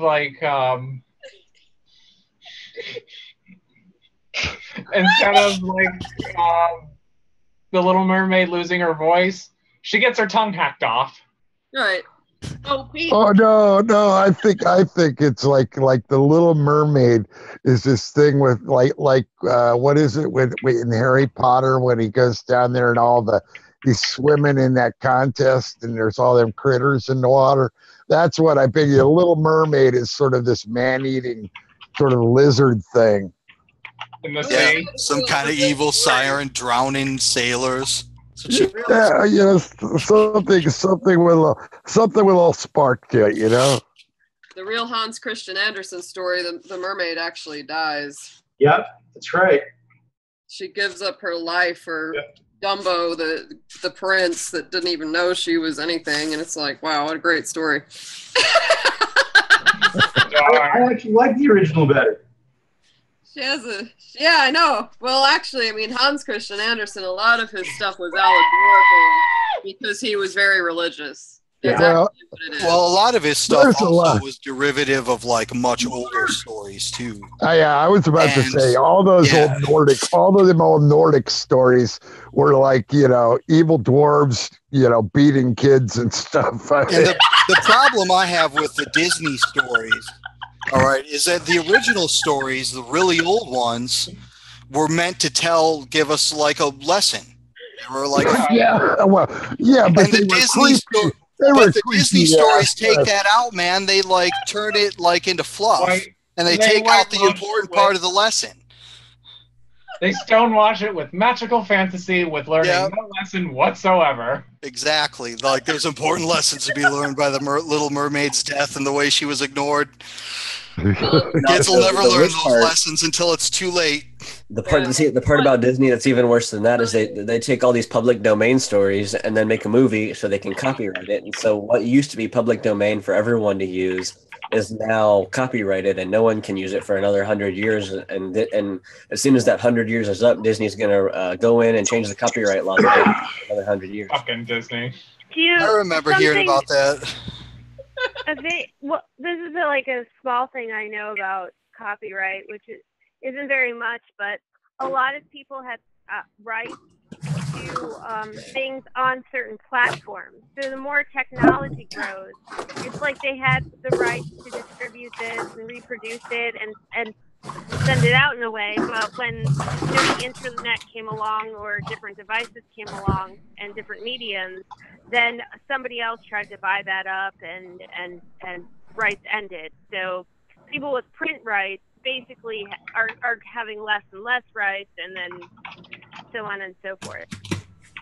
So I don't know. That was something about copyright law. Well, it seems from what I've read, Disney has had some special privileges in regards to their copyrights. It's ridiculous. Yep. Well, they have a lot of money, so every time they're about to lose Mickey Mouse, they go and they lobby Congress and pass a copyright extension. It's absurd. It's like sports and taxes. Like, why? You're just making contractors rich off of that. I'm gonna keep cracking up about you saying that it should be like evil dwarves beating kids. Oh, well, they are, man. It is funny, though. How much money do you think Disney's going to spend to build a wall around their theme park whenever the sea levels rise in 20 years? It's so crazy expensive, too. We finally went. Our kids had never been, but Michael's cousin actually works like in the finance office at Disney World. So he got us a great discount. But even with the discount, it was like 30% off everything. It's still ridiculous. Oh, it's ridiculously expensive. How do all these people afford to go there and bring all their kids? It's just insane. Debt. That's how they go into debt. Yeah. Exactly. Well, It's all credit card debt. You want to see some cool videos? Check out Adam the Woo, and he does like the daily woo too. But the dude does like all these he did all these behind the scene Disney things where he went behind, like, he just like will walk down into the basement of the place and stuff. He just do really crazy stuff and take video while he was doing it and put it on the internet. And then eventually he got banned from Disney World, and like he appealed it and they let him back. And since then he's been good with this. He won't sneak around on Disney, but he still does like closed amusement parks, old amusement parks and stuff. It's really it's pretty groovy. He did the original. I think he was the guy that did the original. Swam out or took the boat and went out to the island that's the sort of lost well, he did two things. He did the water slide place, and he also did this island that was got closed down, but it was like really creepy because they left all the lights and they left the lights and music on it. Oh yeah, I saw that. Check out it's a channel on YouTube. Check out Adam the Woo. Huh. The best part when we went though was the Animal Kingdom Lodge. That was great. It was like nice and dark and quiet and not flashy and like just loud and had a great restaurant. I was like, I could just park it right here, and there were giraffes outside. That was nice and peaceful. The rest of it is just like sensory overload. I couldn't wait to leave. The rides are so unimpressive. Like you hear about Space Mountain like since like you were a little kid, and then you finally get to go there, and you're like waiting in line for 2 hours, and you're like, man, I'm going to Space Mountain. This will be cool. Like you get a fast such a pass, weak so ride, man. Like they're all so weak. The worst is Rock and Roller Coaster. You wait, I mean, whenever I went to Disney World with my marching band, sophomore year, and we waited 2 hours. Like that was the longest we waited in line was for the Rock and Roller Coaster with Aerosmith, and that ride is 45 seconds long. Yeah, that's sad. The only rides I thought that were worth it were the Mission to Mars, which does a really good job of making you feel like you're under high G than low G. And there was one with a crash test dummies. All the rest of them, I didn't think any of the rides were worth it. But we went to Epcot Center. That's where those were. And, well, the best thing about Epcot was the food selection too. Epcot used to have a Coke place in it where you can get every brand of Coke all throughout the world and try the different ones. And there was some really horrible tasting pop. And then underneath Epcot Center, in Atlanta, we have the World of Coca-Cola. You can come do the same damn thing now. underneath Epcot Center is a hydroponics farm, and they let you tour it. And it is the most fantastic tour for any hydroponic systems. Interesting. Who would know that but you, Snork? So Only the last time I talked to... Oh, go ahead. Sorry, I was going to say I posted something. I don't know why it just popped in my head that I think is probably a more fun ride than Space Mountain or anything else. I don't know why, but that scene from that movie Bad Grandpa just popped in my head. The guy riding in the little thing in the shopping center, and he goes through the window. You mean Bad Santa? No. Bad Grandpa? Bad Grandpa. I think it was Johnny Knoxville. Oh yeah. The bad. Oh, I think I remember that. Yeah. That movie was so hilarious. Yeah, when he goes through the window because he's on one of those little coin-operated. I was just never one of those kids that got into the rides. Like, to me, it all seemed so stupid. And other kids were like, hey, it's going to be great. I was like, no, it's not. It's going to suck. I talked to someone recently, and I think they went with their kids 2 years ago. They now have it so that you can buy a special pass. It's like a VIP pass, where you kind of cut in front of everyone that is waiting in line for a ride. Yeah, it's called a fast pass. It's a separate line where you just pay a little extra, and it's still a line, and it's still a long line, but it's just a shorter line. It's a shorter line. There's a channel on YouTube. It's called like Disney. They just want to capitalize off of waiting in line for less. Oh my God! It's America. If you have more money, you go first. Yeah, that's capitalism, baby. Oh, so the rich people get to ride their rides without having to wait.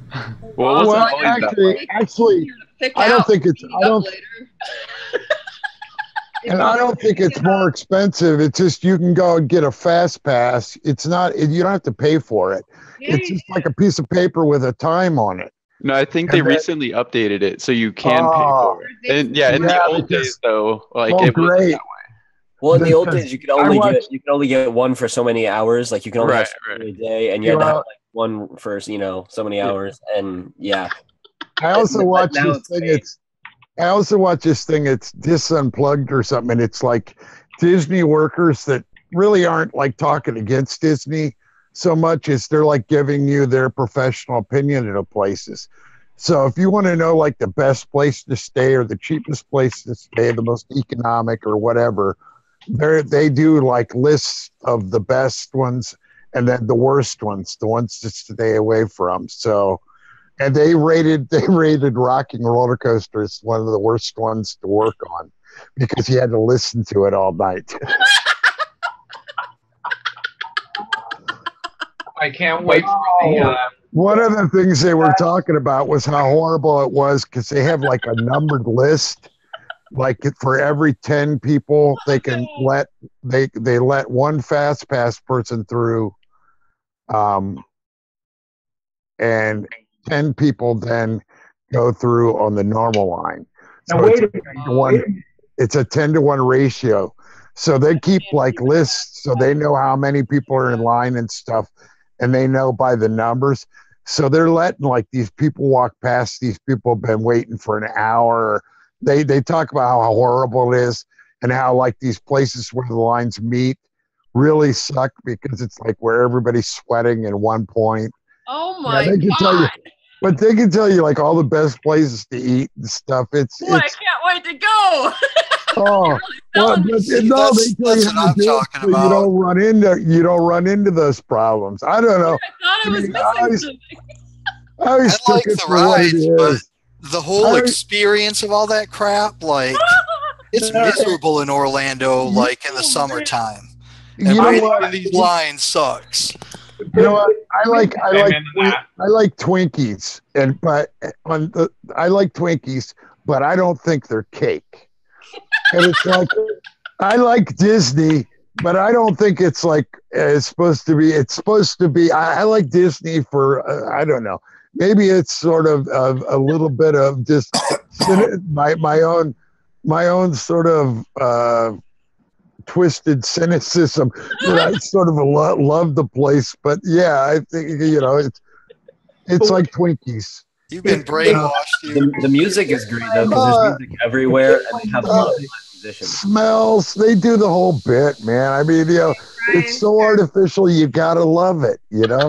Brainwashed by Disney. In the tiki room. There he goes. Brainwashed. My sister used to work at Disney World back like a long time ago, and she loved it. Like she wanted to go. Like she ended up coming back whenever there was a hurricane, and she ended up never going back after that. Okay, Brian's turn. Here's the problem, though. If they're playing that music, as long as they are, that's against the Geneva Convention. Only it's a small Well, you're not a world. prisoner. Only it's a small world. That one is sort of. You are technically a prisoner. Well, it all depends on your definition, right? I don't know. We should try to suit Disney under the Geneva Conventions and find out how far we get with that. I can't wait for you I worked at the post office here in San Clemente, and they had this one station. Only one station would come in, and it played the worst god-awful music you'd ever friggin' heard. But that was the only station that came in. And we kept telling them, look, you can just turn it off. We're fine not having anything playing in the background. They didn't know how to turn the damn thing off. Oh, man. Oh, man. So everybody just started bringing in headphones. Even though it was against policy, we didn't care. We're like, everybody just started bringing in headphones. Have they not heard of going postal? Yeah, exactly. In a lot of retail stores and different places like that, people are not allowed to change the music because it's a corporate decision that they must play that same disc or whatever it is over and over and over. Bastards. For like a month or whatever. Yeah. No, I once asked somebody that in a Bath and Body Works. I said, because I was joking about how bad the music was, and they're like, "Oh yeah," and I said, "I guess you have to listen to this." They said, "Yeah, we have to play the same thing for a month. We're not allowed to change it until the corporate office changes it." It's like, what? No. Well, the other thing they do that with is television stations, of course, like Fox News must be on, or CNN must be on. Depending where you are. Yep. Or ESPN for all those people who are sports. Or even worse, your local station is now probably a Sinclair station. Uh-huh. And that station is going full blown fucking like to the right of Fox News what Fox News used to be. I wonder if those little little remote scrambler things still work? You know what I'm talking about, where you can, I think you can just mess up any other television remote anywhere. Oh, you mean like a universal keychain remote that you can go into like a place, push the button, and it'll change the channel? Yeah. I just read somewhere where they paid CNN paid a bunch of airports to run CNN on their TVs, like 200 airports or something. Wow. Well, I mean, that's what Fox has been doing for years, so it's not any different, really. So Carpenter, instead of going to grand destinations and theme parks, we would load up that old Oldsmobile and bust it up to Baltimore, where we'd hang out with my literally crazy Aunt Joan and very strange people that my mom knew when she was a kid. And we'd go out to the harbor and we'd get on one of those really shifty kind of boats, and they would take you out to Fort McHenry. And you'd go see all the historical stuff, and you'd see the crumbling facade of Baltimore through the harbor. It was nuts. But I will say the Baltimore Aquarium is amazing. And I think that when I was a teenager, I had a huge interest in marine biology, especially in sharks. Oh my God, I had a thing for sharks. I was studying sharks. I could pull out thousands of pages of research. You must love Jaws. Yeah, I hated it because I thought it really gave sharks such a bad rap. It made, it just was not, it was like, come on, guys. Well, that's why I hate Discovery Channel. Discovery Channel does all these like really misleading documentaries and fake documentaries all the time on sharks. That makes you big news for sharks.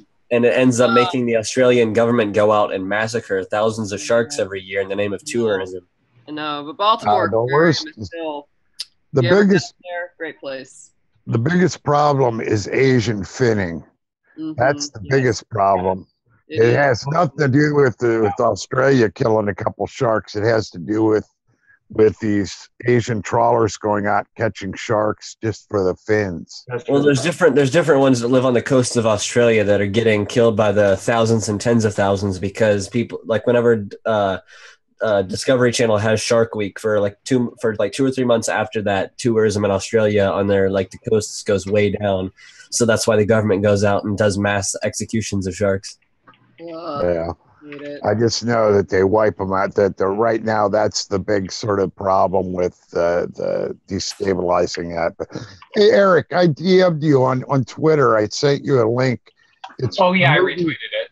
Yeah, the movie is. Well, I meant for you just to post it on the thing because I can't. You got the wrench. You can post on the chat. Oh, sorry about that. I didn't even know. Yeah. Plus, I'm going from machine to machine, so I can't if I could just close this and go to another screen and work on Twitter or something, I could have done it and pasted it in here, but I can't do that because I got to use the laptop or the pad thingy to do that. So. Oh, okay. I'll be right there.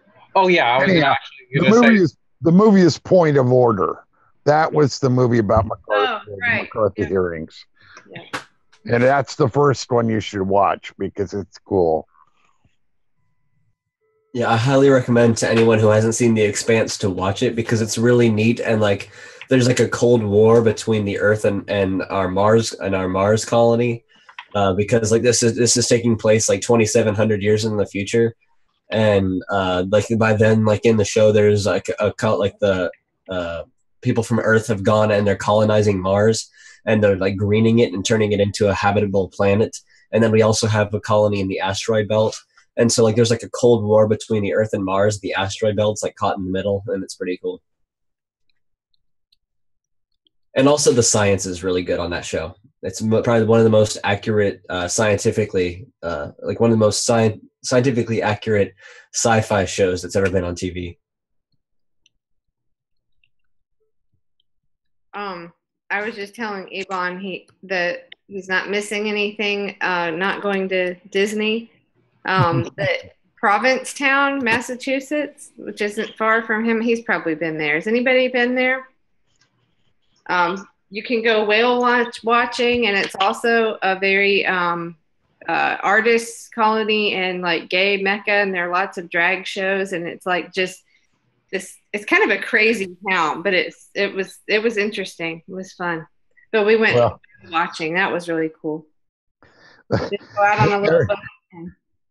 Okay, Ariel. We used less money too. Here was the destination we used to go to. Like this was the one that we loaded up the cars. Yeah. Oh boy, we drove 7 hours from Shoemakersville, Pennsylvania, to Cambridge, Ohio. Oh my God. Cambridge, Ohio is like if at least when I went there, it was like an old coal mine town, you know. And my aunt's house was cool because it had a couple things. It had a great barber. And she had a swing on the porch. She had like a big porch and a swing.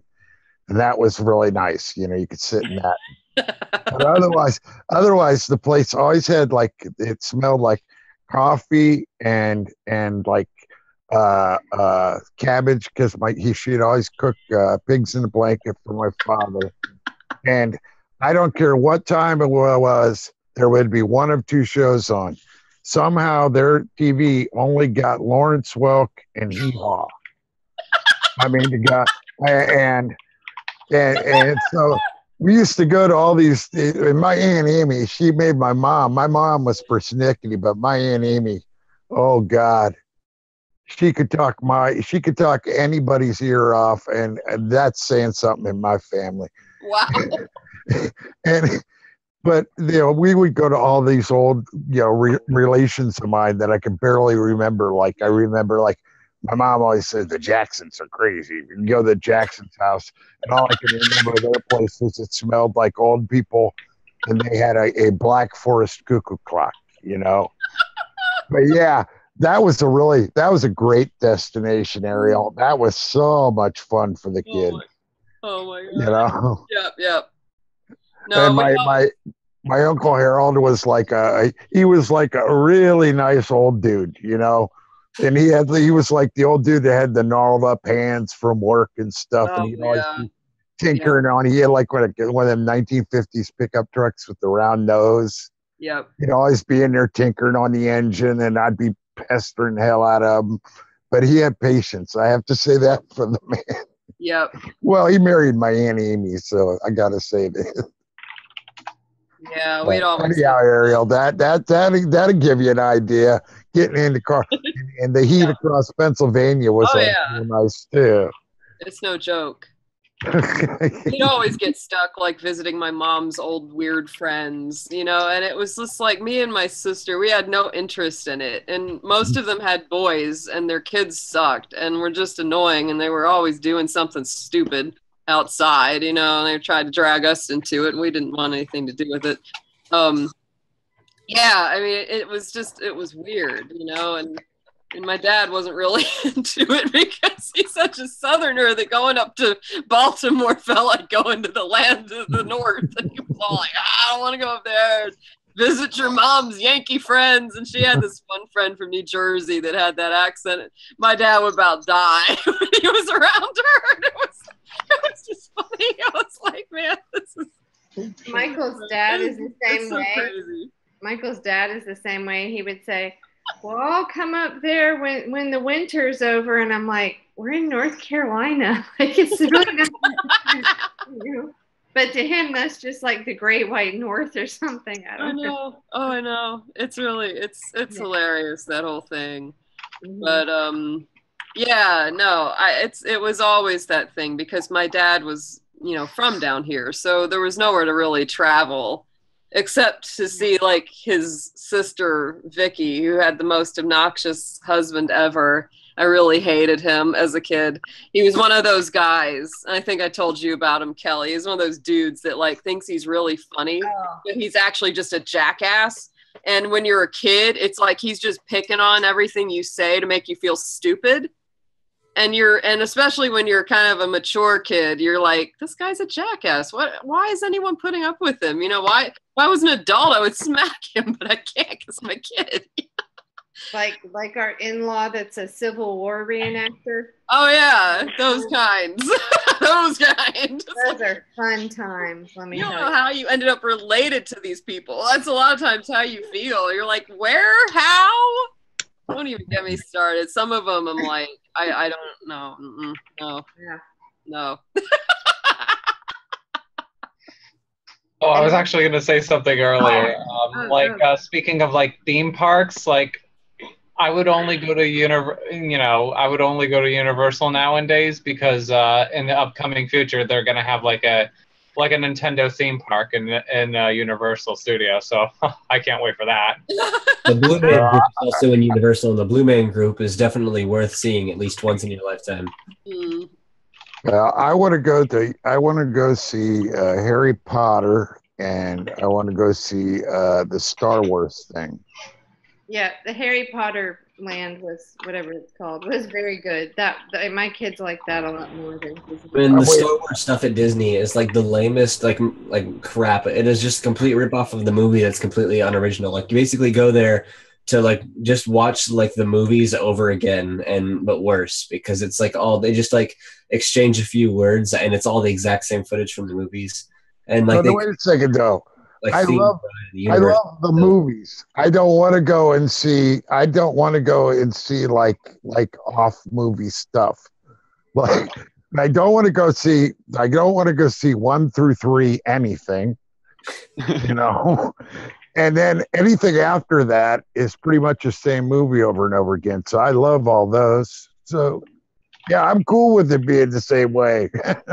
Well, Star Tours is its own thing, and then they're also building I think a specific area in Disneyland for Star Wars now. I don't know when it's supposed to be completed, but it's like gonna in the same way they have a Cars area, and yeah, so they're gonna devote a certain section of the park to that. So Disney's gonna milk Star Wars to death.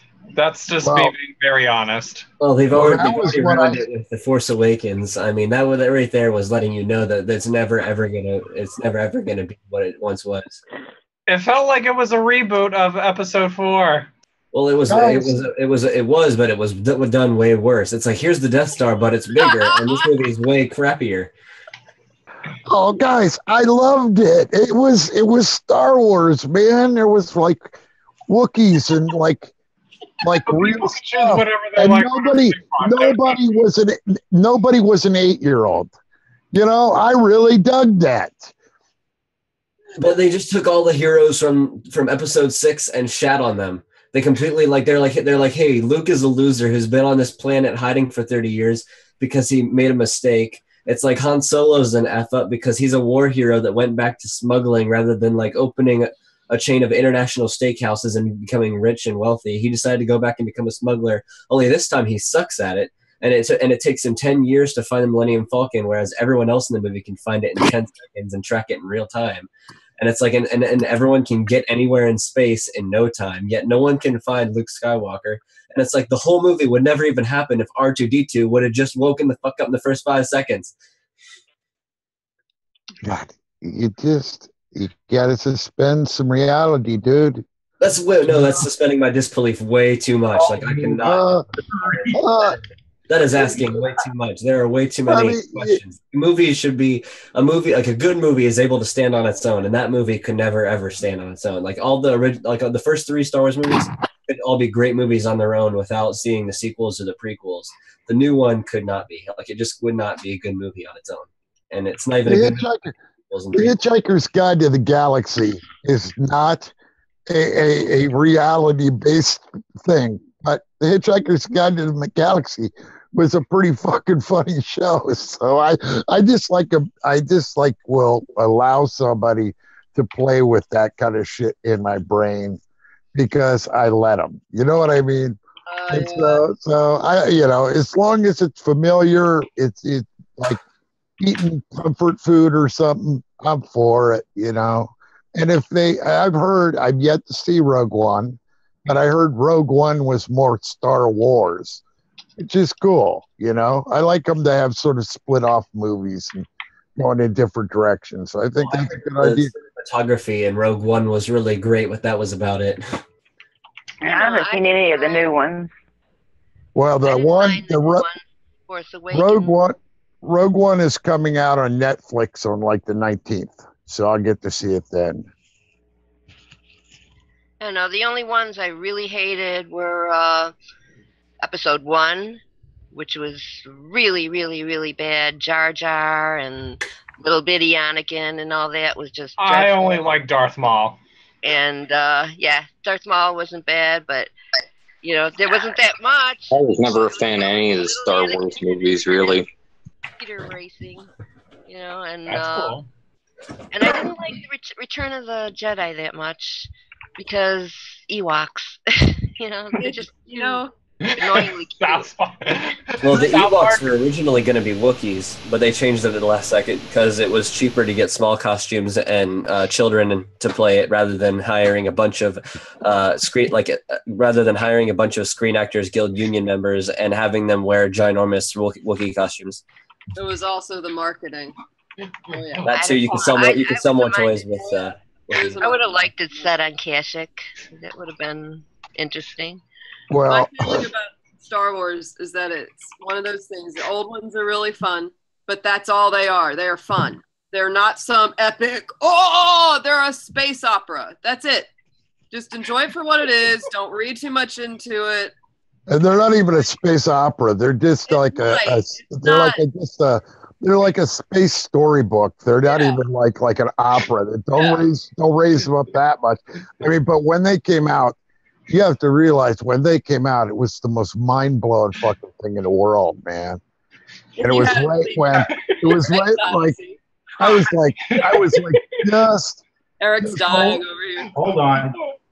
Just old enough to smoke dope. Anyhow, watch. If you want to hear something funny, Patton Oswalt. I want to bury George Lucas with a shovel. Find that routine. There's this one episode of South Park.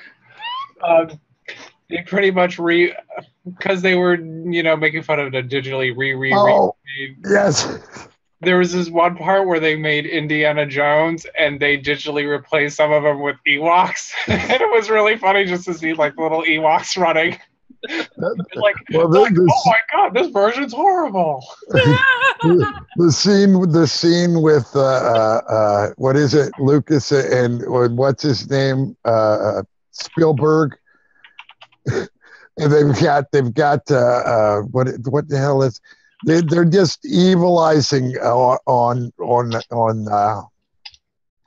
Indiana Jones. What the hell was it? It was on South Park, I'm sure. There was two of them. There was one where they made fun of the crystal skulls. Yes, that was the one. It was fucking hilarious. Oh, that one was great. You fucked our childhood.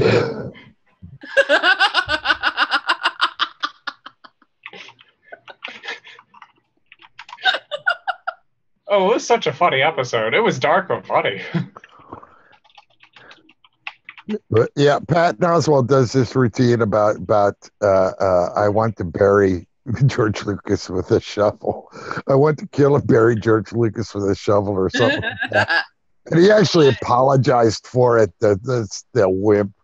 I lost respect when he apologized for it because it was a perfect routine. He's just, you want to go see the Disney movie? He says, yeah. Or you want to go see the Star Wars movie? He says, yeah. He says, do you like Obi-Wan Kenobi? He says, yeah. Or do you like Darth Vader? He says, yeah. Well, in this movie, Darth Vader's an 8-year-old. And he goes through this whole routine, and it's just fucking hilarious. And the cast is digitally replaced by Ewoks. Yeah, it just kills me.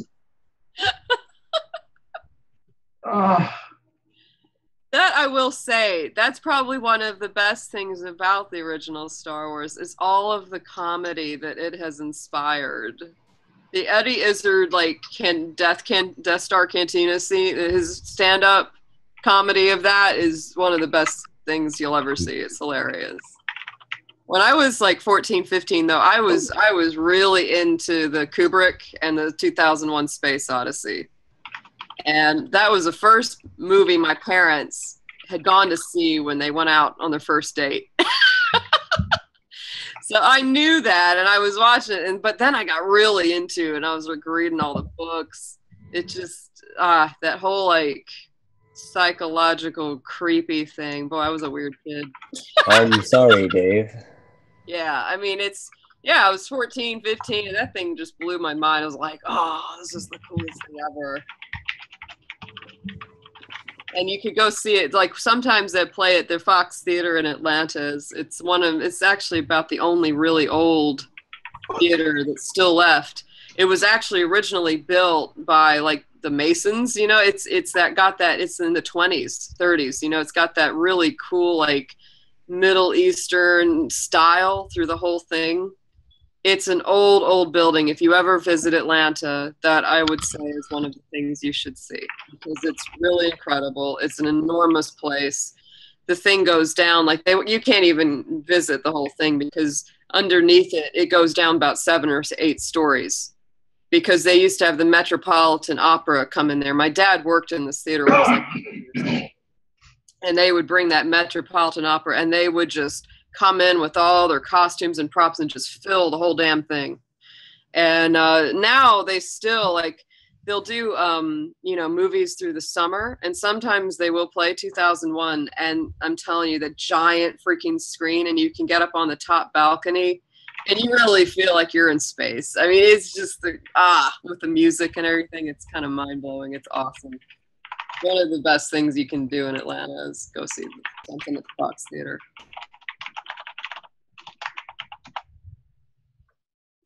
Erik, I sent you the link for that. You could post that up here for that Patton Oswalt thing. Yeah, Ariel, I love watching space movies. Like whenever like the rest of the room is completely dark and you have a nice big screen with the surround sound and a nice deep rumble for the bass. Whenever you're they have like the spaceship scenes, like that's like the best. It is, yeah, it's really really cool. I had a history teacher, and he was saying that he went and saw Star Wars: The Empire Strikes Back whenever it was in the movie theaters, and he was saying there was like a space battle, like there's like one of the space battle scenes in the movie, and he was like saying that there was a scene where there's like a close in of the TIE fighter flying by, and as that happened, there was subwoofer, but there also just happened to be an earthquake in that area on the same day. Oh no! And then it's also aftershock. So during the movie, it was like perfectly timed. So when like the TIE fighter flew by, and like whenever the Star Destroyer was going by, that the place was like shaking. Oh wow! Like the most authentic and awesome experience.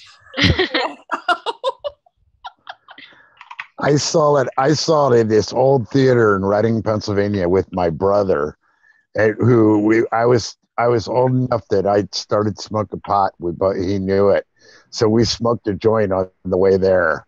So we were both primed for this is going to be a really cool movie, But we didn't know how cool it was going to be until we sat down. And it was like, oh my god, this is so cool. It was a big screen. It was an old theater. They even had like the balconies and stuff still in it, all the old woodwork. Yeah. And they had updated all the speakers to do whatever the best sound was at that time. So it was crazy. Yeah. Good night, Lost. Good night. Night. Oh, I'm not leaving. Somebody else is leaving. Oh, you said night, Garden. Night, Garden. No. Take care. I just saw it pop up there. I appreciate it though. Yeah, my parents said when they watched 2001, and you know how that ends. It's so weird. Oh, yeah. And serious. And they said people just sat there like for a long time before they were finally ready to move. They were just kind of like, Because they were trying to figure out the 87,000 fucking metaphors that the dude put in the movie. Yeah. Holy fuck. But that's the beauty of Kubrick. That is the beauty of Kubrick, because he takes you on such a ride. It's just wow, that guy. I know. All I could say is thank God I took acid at some point in my life. Otherwise, I'd never understand it. I mean, you got to have an open fucking mind to understand that movie. Like some of the shit he's trying to put through to you. It's a groovy movie. Don't get me wrong. I love it, but it's one of those movies I watch, and every time I watch it, I go, "Oh my God, I see that now." Yeah, it is. He's a strange, and every time I see something, I go, "That is fucking strange." I mean, he directed the way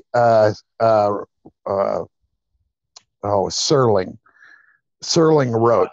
Yeah. Yes, Rod Serling. Just anything that he wrote for Twilight Zone is so cool. It's all. I mean, if you want to see, it's not all science fiction, but it's all sort of. It's what the best science fiction. It's what the best science fiction does, which is tries to put you into a position where you're actually like it's a metaphor for morality or something in our society. You know, that's the best science fiction to me. And so I agree. Serling was so good at it. Oh God, he was good at it. Yeah. There's one really dark one. Everybody should watch. There's one really dark Twilight Zone that has Blue Velvet and what else did he Easy Rider, I can't think. Dennis Hopper. Oh wow. It has Dennis Hopper in it as this neo-Nazi guy. Huh.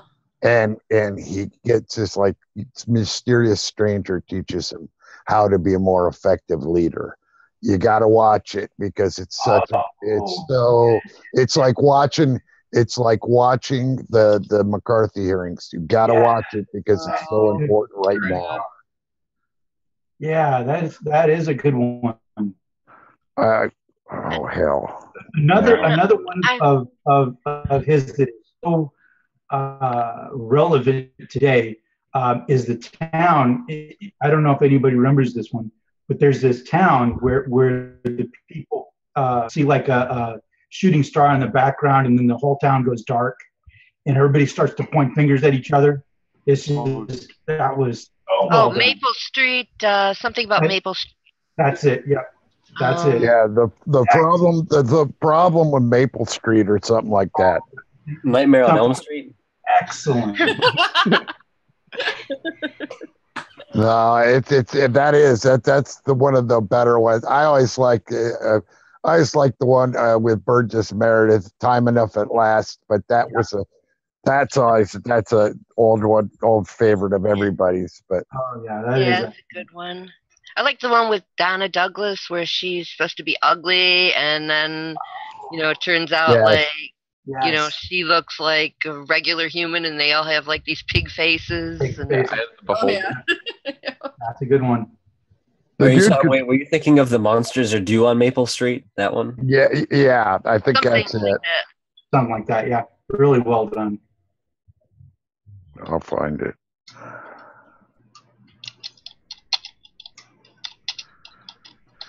I was going to say before, I've never stayed awake through 2001. I read the books. Oh, no. 2001 and 2010 and the one that came after, but I've never stayed awake through the movie.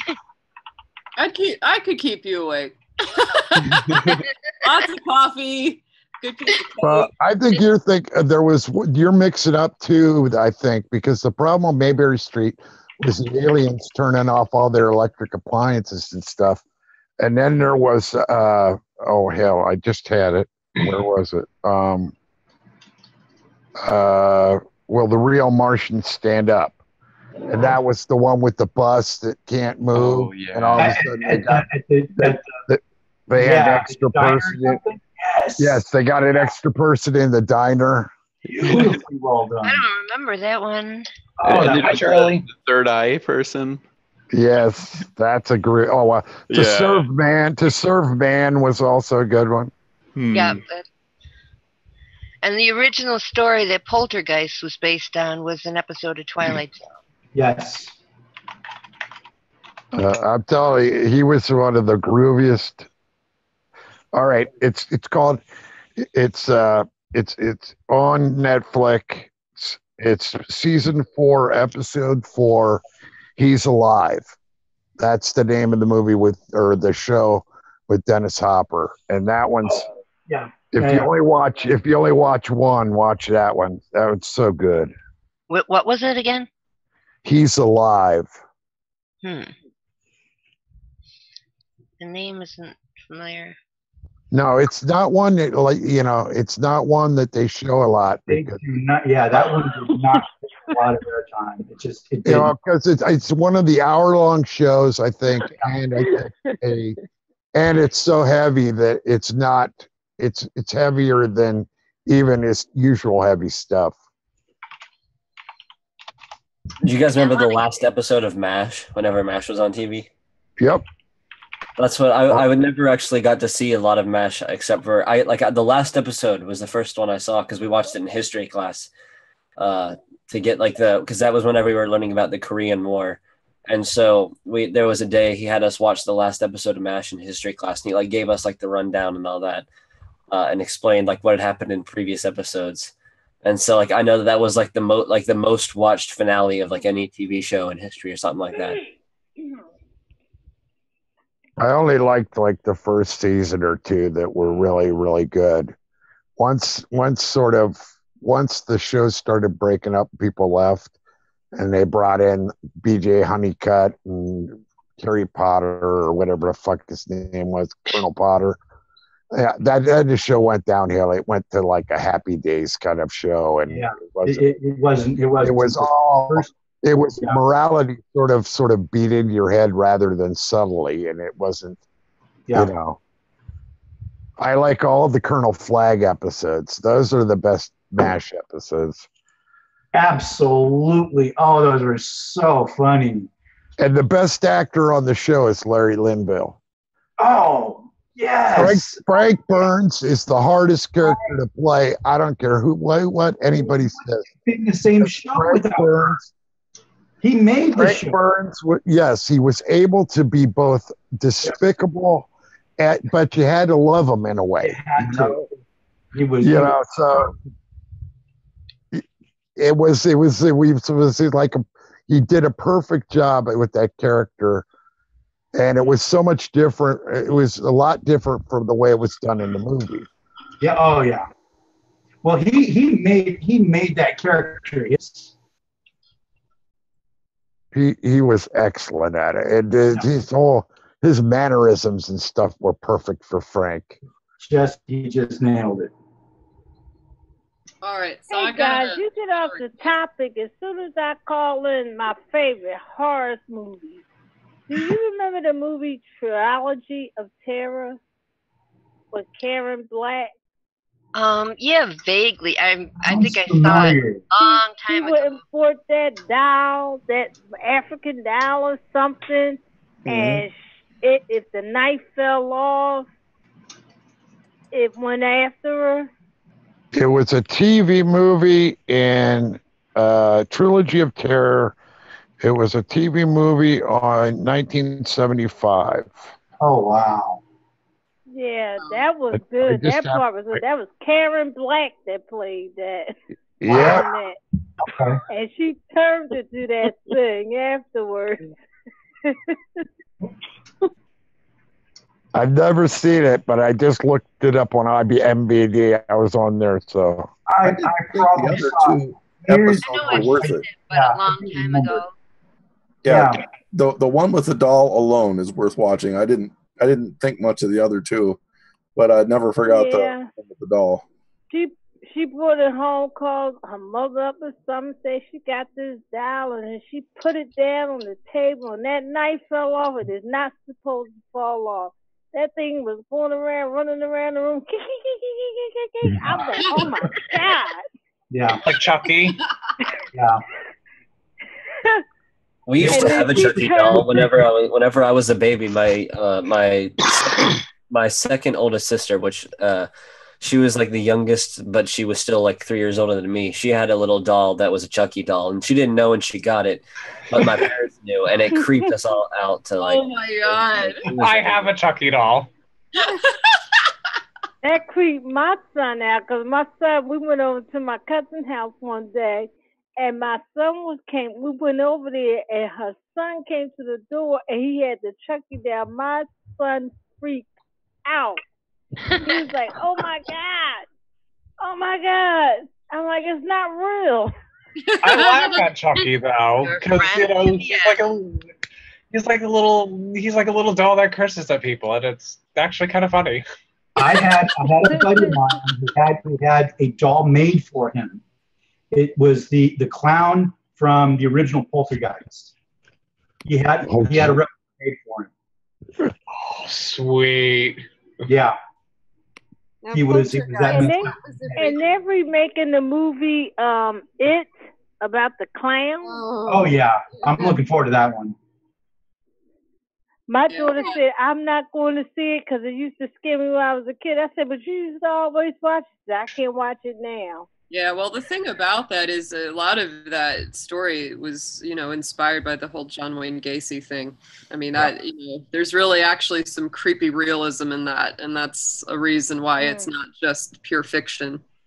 Anyway, Amy was requesting, here's my product time. She said, Ariel, why haven't you shown us any good products? This is one thing that I use all the time. It's a vegetable protein. It's actually really a fungus. What's the name of the product? With mycoprotein, and it's completely meatless. It is soy-free. Let's see. It says there are believed to be over 600,000 varieties of fungi in the world, many of which are among the most sought-after foods, like mushrooms, truffles, and morels. So this company started in the 70s in Britain. And I'll tell you, this is what I use most of the time on spaghetti instead of like ground beef. And it really actually looks like ground beef. It's frozen. I keep it in there. And then when you need to eat it, you just pull it out. You break it up. I put a little olive oil, maybe a little white wine, garlic powder, some sea salt, black pepper, and just simmer it. And then when the pasta's ready and you put your sauce in there, just throw that on there. It is so, so good. The protein is awesome in it. Like, of course, it has like pretty much, it has 110 calories. That's about it for a serving. Protein is 13%, and it's all your amino acids. Now, if you are a vegan, corn is probably not the greatest for you because they do use a little bit of egg white to create the product. But this has been around for a long time, and I'll tell you, this, if you didn't know that this was not meat, like for breakfast, the sausage patty, the seasonings and everything in it, it's nuts. Like the texture of it is very, very meat-like. Because you know how mushrooms can kind of have a meaty texture to them, but that doesn't taste like a mushroom. So if you don't like mushrooms, don't associate with that. It's not like you eat and go, oh, it's like a mushroom. Not at all. And I love mushrooms. Pour a glass of Soylent to go with it. There you go. But this is. I mean, you guys are showing this stuff on here. I'm 50, about to turn 52, and I wear reading glasses, and I barely see what y'all showing with the reading glasses and the magnifying glass. Yeah. If you go to Shirley, if she's talking, if you go to the like, if you cross across to the screen, it's just the one person talking. It will allow you to see the bigger screen. But it's meatless and it's soy-free. That's the good thing, because so much soy is so GMO'd, and a lot of vegetarians and vegans have a really hard time because. Hold it up again, Ariel. I'm on the big screen. Hold it up again. Oh, okay. Sorry. I put the name of it in the chat. Oh, Yeah. I see it. That's not gluten-free, is it? I gotta write that down. I believe it is. Yeah, because if it's made with a fungus, it shouldn't have any gluten in it. Gluten specifically a grain. I mean, it's not a grain, and they don't put grains in it. Has anybody had tofurkey? I have. I don't need anything with soy in it because soy should not be consumed by humans. Like, so any tofu or anything like that. Well, the problem isn't the soy. The problem is the fact that we have screwed with it so much. Well, I mean, soy originally, the only reason we ate it was because there was a famine in I don't know if it was China or Japan, but there was a famine, and they realized that if you put it in water and let it ferment for a few months, it became less toxic, and you could actually eat it without dying. And so that was how we started eating soy. Interesting. Like it really wasn't ever meant for human consumption. Huh. I used to like those like sliced turkey. Are you talking about like the sandwich meat or not meat? Yeah, I was thinking of like the big, like at Thanksgiving, if somebody. Oh yeah, yeah. I've had that for a couple of Thanksgivings, and it was like the saddest Thanksgiving.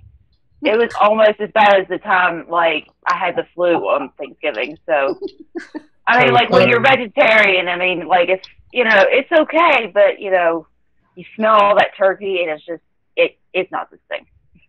I'm not a complete vegetarian, but I like to eat healthy as much as I can. And this is I try to say I'm a healthitarian. I don't eat and I try to not support factory farming, but I'm never gonna say I'm completely vegetarian, because I do cheat sometimes, and sometimes I have to eat it, if that's what's available or if that's what will fill me up the most, and I'm not gonna be able to eat for several hours. Yeah. I don't eat that much meat. I will eat I do love cheese, which isn't good for me. Cheese there's everything that I sort of love in my life isn't good for me, but that's all right. I mean, everybody's got an expiration date, man, and I'm not so worried about my. It's like buying meat, so it's a day over. They I'll buy it. I'm not real. Here's the deal. Like my grandmother told me, we was born here naked and we're going to die here naked. This is gluten. The grounds are gluten-free. The sausage is not. So I would check. They make a lot of different varieties. They make, like hamburger patties. They make fake chicken. They make the whole thing. They have a huge gamut of products. So I would check each one, because some of them they will use a little bit of wheat. But this one does not. So this is the only thing that you might have an allergen to would be the egg, and no, there's nothing else that would be. There's no peanut in there, right? No peanut oil. This itself is just the mycoprotein, some egg white. That's about it. It's it's pretty basic. But if you're sensitive to mushrooms or fungi, people like that can't eat it because it is. I'm just sensitive to peanuts. Yeah. I love it. I love it. It's just so easy to keep that in the freezer and have your spaghetti and your sauce, and it's just quick, easy, healthy meal. If you want something fast, it's great. What I do if I want a fast meal, I get. I am getting tired of those damn Hillbots. I heard one of Hillary's top allies say he wants Trump to bomb Russia. And it was Paul Begala. Yeah, Paul Begala. He's a neolib douchebag. Don't even worry about it. Thank you. I was going to say that too.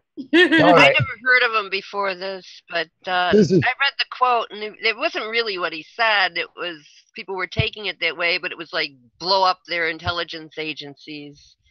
Just like intelligence agencies. Either way, it's more of that McCarthyite. Let's get into a Cold War with Russia. Yeah, more Russia. I mean, it's like a good idea. I keep telling people we used to be a tough country.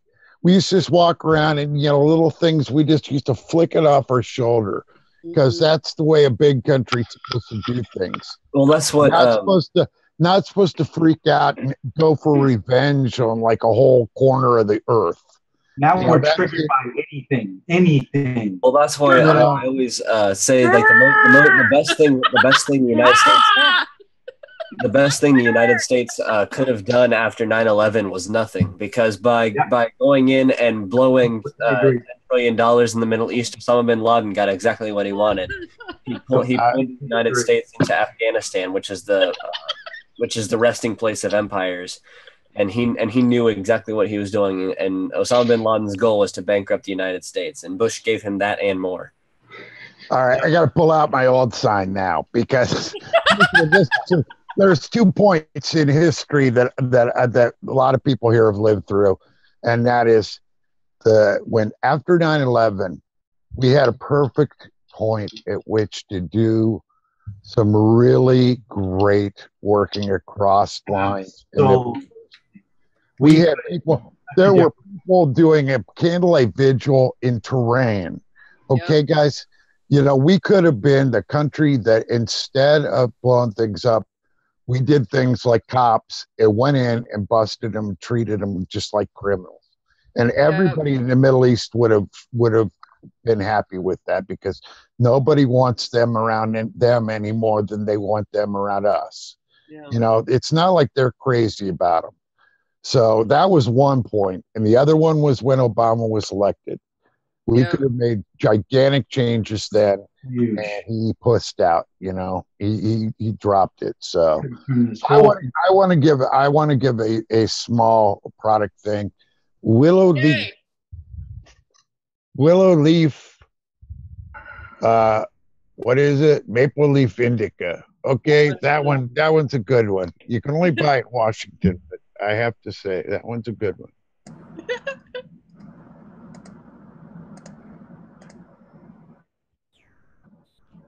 Yeah, whenever the Iraq War happened, there was a guy named Bremer who was put in charge of restructuring the country after we invaded, and he just completely he's single-handedly destroyed Iraq. We should have never gone in there in the first place, but after we did, and after we wrestled control of the country, we had an opportunity to do something great there and establish that country as like a modernized Western nation.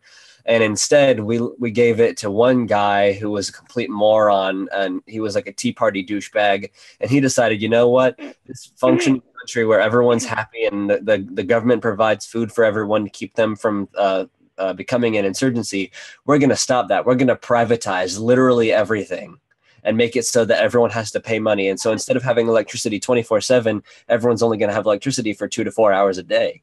And it's like he just completely destroyed that country. But wait a second here. Wait a second. You're a little bit wrong on your history here, because Iraq under Saddam was a secular, modern country.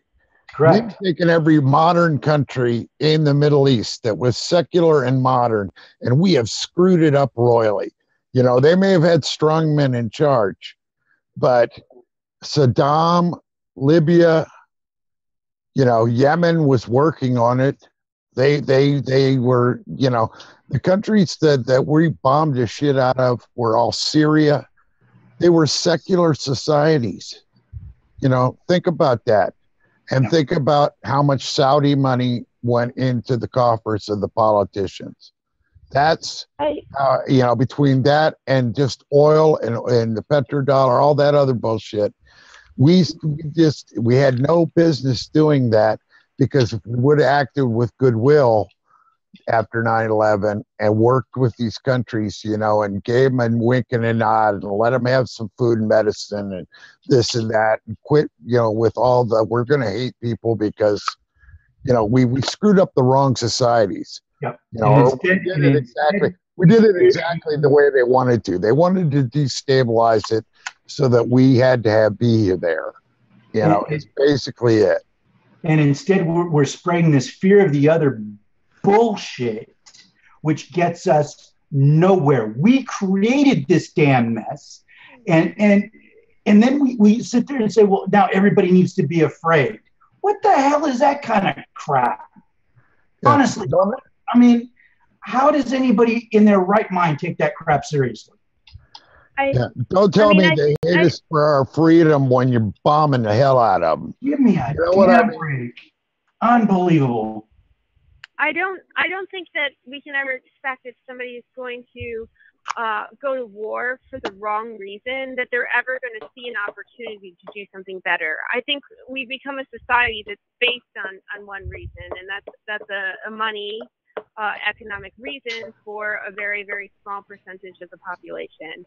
So I mean, it's once you go in, they're not going to do anything else except move towards their interests and everything they do, and they cannot think beyond that. I think that's happened over and over again, and a myriad of different areas of government. So that was never going to happen. I would. And it's not And the happening now. people of the country are being gaslighted by mainstream media. Because I know my aunt is. She was like, "Oh, I remember when I was younger, and we had to go hide under the desk." I'm like, "Oh, come on, we're not going in that time again. That's what they're trying to get us to go to." I was in my early 20s when Bush was trying to get us into the Iraq War. I had a desktop computer in my apartment. I was working a full-time job at a public library, making like $7.50 an hour at a research desk, and which people aren't making anymore now. It's ridiculous, but that's a whole other story. I didn't have a TV. I didn't have cable. I wasn't watching this, but I did have a lot of information around me.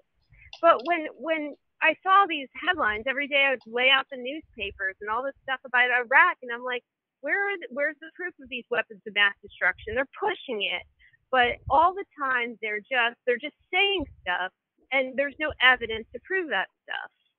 I wasn't a lawyer. I wasn't, I didn't know that what I thought, but everybody else was saying it. And so I was the crazy person. I would look on BBC. Nobody would agree with us. Canada didn't agree with us. The UK didn't agree with us. Finally, George Bush was on television. I was out somewhere, and he was like, "And Poland is our greatest ally." I'm like, there's definitely something wrong. Like, why don't people see there's something wrong here? But if that's what their angle, and it becomes clear what they're only, and it took a long time, but at this point, I think there's enough proof to say, hey, look, in every aspect, they're screwing people. Banks put us into a recession. Now we're in 7 wars. The only thing we're making money, we're making our profit is out of war. It's out of prison. Exactly. It's out of like taking money from poor in every aspect of our society. Well, it's flesh and blood. You Crazy, don't fight. You don't fight war. You don't fight war with lead alone. You fight it with flesh and blood. Yeah. And everybody's got to. I got to say, I was sort of. I thought that the hippies won. I thought they won after Vietnam, and we've gotten some people to start thinking about war differently, and I thought we were like on a path, even though we had, the 70s were at bad economy and everything. It was still the mindset was a little freer and a little bit more open, and we were going in a good direction. Then Reagan came along, and Clinton came along. Reagan, Bush, Clinton, and they rewired the country. And then everybody else followed them. Just fucked it up even worse. Every president, Reagan, has screwed it up royally, and had like I say, if I was president tomorrow, I would go in, I would cut freaking deals with Iran and Palestine instantly. I'd send the freaking Marines in there with goods for Palestine, and just drop it in the country. If Israel wanted to stop me, fine. I would do it as a sign of goodwill. Just, ship after ship full of food. Imagine the good that would do. Just imagine the good that would do. Well, I mean, if I was president, I would cut off all economic ties to Israel until they stopped occupying Palestine, because they're committing some of the most war crimes. Exactly. What I would do is do an instant. I would do a 180 on all of these, on our whole policy. I'd go to Iran, and I'd make deals with Iran, and I would have a green energy program fired up and going. And I would tell Saudi Arabia to suck dick, man. And just, if you want to, all right, Saudi Arabia, you know how we've dealt with countries in the past. You either play ball with us, or we destabilize your country the same way we did everybody else. And we can do it because we've been doing it for you for years. You know, same But thing the with the Israelis Emirates. just took away the Palestinian solar system. You know, this whole thing was not something that nobody foresaw or any of that BS that they try to say nowadays. You know, it ain't no Hillary Clinton history. We knew before that war it was a bad idea. We knew before the vote to give Bush W the ability to invade countries at will. We knew when we did that vote what it was. The Iraq War We knew what it protests was were going the to be. largest in history. Yeah, well, yeah, exactly. And it wasn't because we were just anti-war. It was because we understood it was with screwed up evidence. You know, it was an unknown. It wasn't unknown at the time that those aluminum tubes weren't adaptable to what they were saying. It wasn't unknown that there was inspectors there inspecting, and they were destroying things left and right. And they were inspecting to make sure nothing new was there. You know, all of and the that. thing is, When when the inspectors was there, they had to run out because they were starting a war. They couldn't even finish. Exactly, Shirley. They had to pull the inspectors because George Bush gave a warning he was going to start dropping bombs. And, you know, he did not. But the thing is, we knew what W was going to do. It wasn't like it was some mystery that the cowboy wasn't going to go riding in and show the guy that beat up his father. You know, that whole thing was like he had to one up his father. And the idea they let that war criminal walk around and be, you know, the puffy daddy sitting on the stage. I saw some footage today of him and Clinton sitting on a stage talking about the presidency. Them sons of bitches, the both of them should be in prison. Mm-hmm. Even Obama sitting on the stage with Bush and I'm like, look at this shit. They all in collusion. I think they should dig up Reagan and just throw them all in one cell. You know, I mean, every president since I've had to protest every president since. Yep. There's something wrong when you vote for somebody and you got to protest them right off. Yep. And that happened really quick with because people weren't. It is showing how hip people have gotten from the Reagan era, where brainwashing really worked well, through George Bush, the H.W. Bush, who was an ex-CIA guy, and but while wasn't personable, knew how to run a country and knew how to sort of, use the bully pulpit to his advantage. Then you had Clinton, who was all just show and selling out. But you get to like W and Obama, and the internet came, and suddenly people started getting a little hipper, and just the idea of our own information has changed how people think. People are much more willing to question things than before, and that's a great thing. I mean, I really feel don't let like my sound or anything. I am heartened by young people today.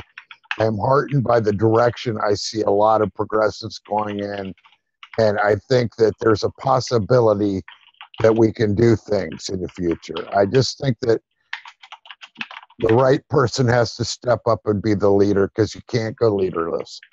I've seen Occupy was leaderless, and I'm fine sort of working within a small system like that. And if you want to work it up a chain and be a bigger system, I'm sort of fine with that, from sort of letting people blow off steam and vote about things and talk issues kind of thing.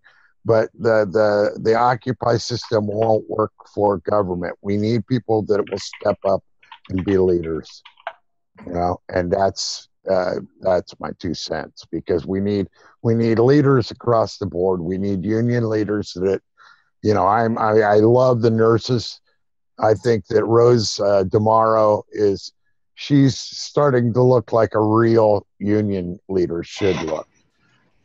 Real union leaders should be thrown in jail every other week. You know, I would rather pay my union to get my union president out of jail than pay for him to go do a stand up with Trump, which I saw.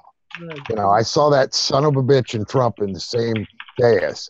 You know, and that is wrong. You know, there's no way the rank and file carpenters want him there, because no matter what deals he's cut, we're going to get our throats cut again on that. You know, it's Bryan knows from being a postal worker. They're out to destroy us, and the workers movement has to help. Workers movement, the environmentalists, and all these groups got to join together under sort of the same banner and insist on things together. Use our power as a group to insist on things together. That's what Seattle showed me.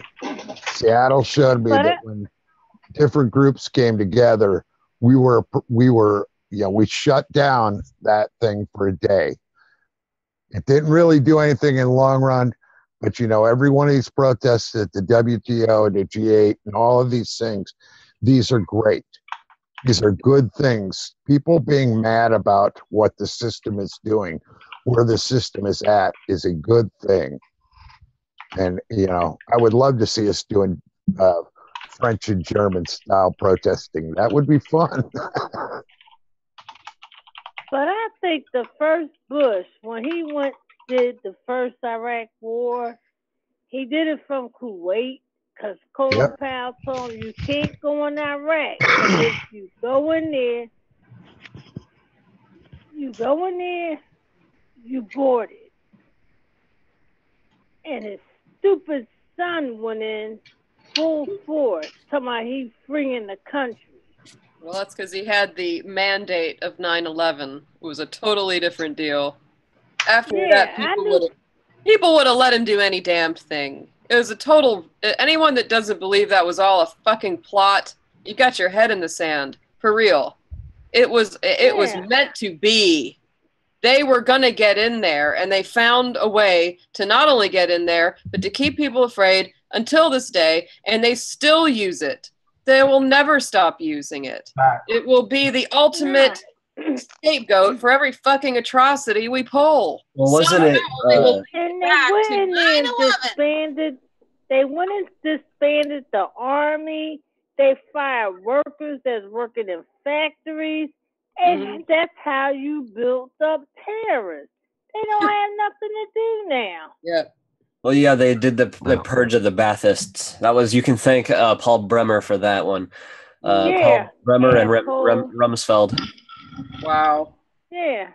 Well, that was when they were losing like millions of dollars a day going out the door as cash. They were actually shipping hard cash as like whole shipments of what they called footballs full of money. Yeah, it was, but the thing about HW you got to remember is that was a perfectly staged PR event. They had the Queen, and I think 9/11 was staged too. But you got to. But what I'm trying to show you what happened and how people got twisted, and that was when the Kuwaiti royals, one of them, came and acted like she was just some woman off the street of Kuwait, and how they were throwing babies on the floor, and there was all this horribleness, and then they lied everybody into going in free Kuwait. We were going to free Kuwait so that they could have their monarchy back, and then the other thing they did was they started embedding reporters with the troops. And everything was like official big news things, like they set up a whole stage with, audio visual stuff so that they could wow the reporters with,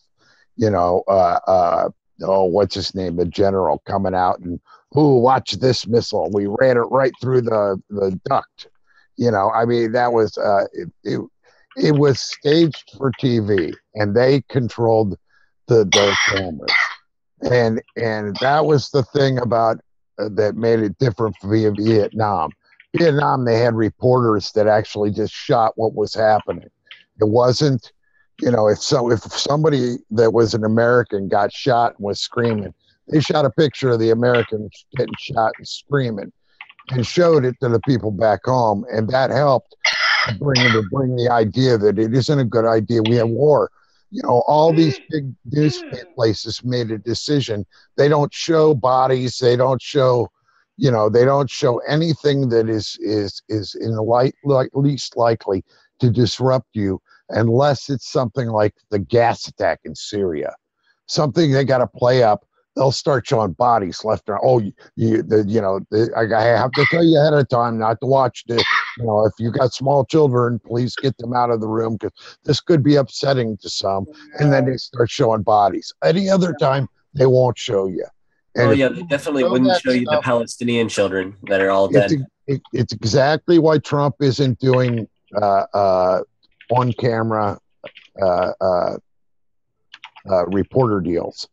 It's because he knows the power of visuals. He knows that he understands TV and crap, and so he knows how to stage all this crap. And he knows that it looks bad when he has his spokespeople coming out there and trying to make something sound good. And so he just makes it all just recordings. And so they got to show pictures. And if they show a mean picture, well, they can get it on the news station because they showed a mean picture, and that isn't right, rather than just show what happened. Regarding truth telling, I would assume probably most people here trust WikiLeaks, Julian Assange. Oh, of course. Yes. Okay. More than anyone. I mentioned this earlier. I just wanted to bring it up again and kind of encourage everybody that if you see this, to correct it. What I mentioned before, I think there were fewer people on the chat then, but they're using his name as being, his actual Twitter name or handle is @Julian Assange, but they're using other, like real Assange _ Julian or something, just various things, and making it look like it's him. So just beware of that and just pay attention. I mean, if you follow him, you know which one is real. But we're probably going to see a lot more of that because there was one that was saying that he was communicating with Trump Jr. or something. I don't know. So, of course, anything they can do to try to make it look like WikiLeaks is not credible or something. Well, that's why they use their verification. They verify all these fake accounts over in Syria to make it look like Assad's this big war criminal, and then they don't verify the actual journalists that are there. Right. So apparently Twitter is not verifying, putting the little blue check by Julian Assange's actual real one. So for whatever, That's definitely not accidental. No, probably not. So just be aware of that, and yeah, if you see it, correct it, I guess. If you're on Twitter a lot. Or just block the account. Right, but I mean, it starts a thread. Jump in and say, you happen to be on there a lot, and say this is not the real account. Yeah, it's a fake news account. I'm going to call it fake account, fake news. Hey, you guys, remember that little Wait, boy are you saying? Are you What? saying that he didn't tell Trump Jr. to sort of get ahead of the thing? Were you saying that part was fake news? I'm not sure which. Hold on, this is an article. I don't have Twitter, but I thought that was actually on his account. That may be, but but something branched off from that, and it was, hold on a second. If you see anything with @real_Assange, no, I wouldn't look at that. Yeah, that's not. But this part's confusing. I'm trying to make sense of this. It says @Julian Assange, and it says, now this is cute. Twitter using @Julian Assange, which it refuses to mark as verified for its own stories. classy. I don't. I find it. I have to say, I find it a little strange that Assange involves himself in this.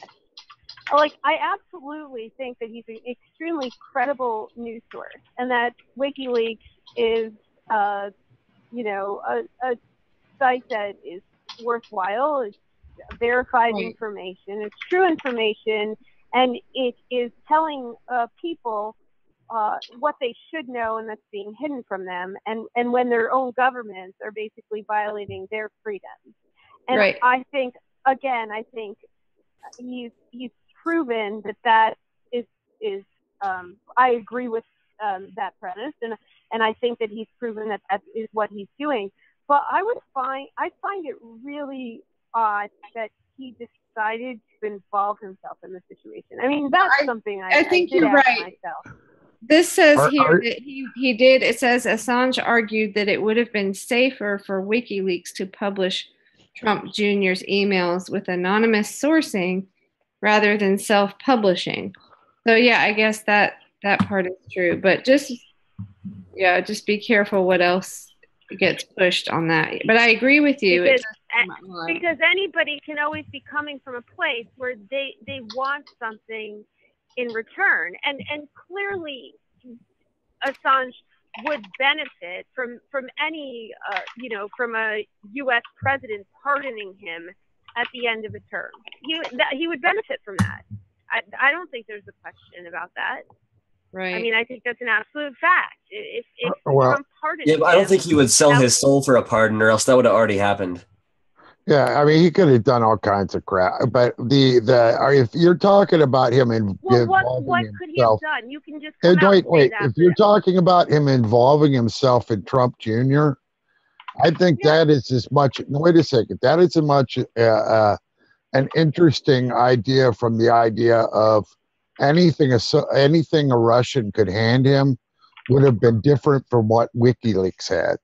And that is sort of, I think, maybe the angle he's coming from, is he does things. I think that he does a lot of things he will post things that have sort of a second meaning. And so you've got to think about this a little bit deeper. He knows who the source was. Oh. So he knows that any Russian that's handing them info, the info that they're handing him, or the stuff they're telling him that they might have told him, wasn't going to be WikiLeaks involved, because he knew what was happening with WikiLeaks at the time. You understand what I'm saying? So anything that's a throwback to there, he's trying to sort of, I think that's, if he does anything, that's what he's doing. And it's like he retweeted HA stuff and Tim Black stuff. And Jimmy Dore as well. Yeah. Yep. No, I think he's he has a lot of time to think, and he has a lot of time to watch all the news. And I think if he does anything that seems out of the ordinary, you have to sort of look at it a little bit deeper and try to figure out what his angle on it is, because like it says, if he wanted to sell out, he could have done that long ago. Yeah, as far as his record goes, he's the most trustworthy journalist in existence right now.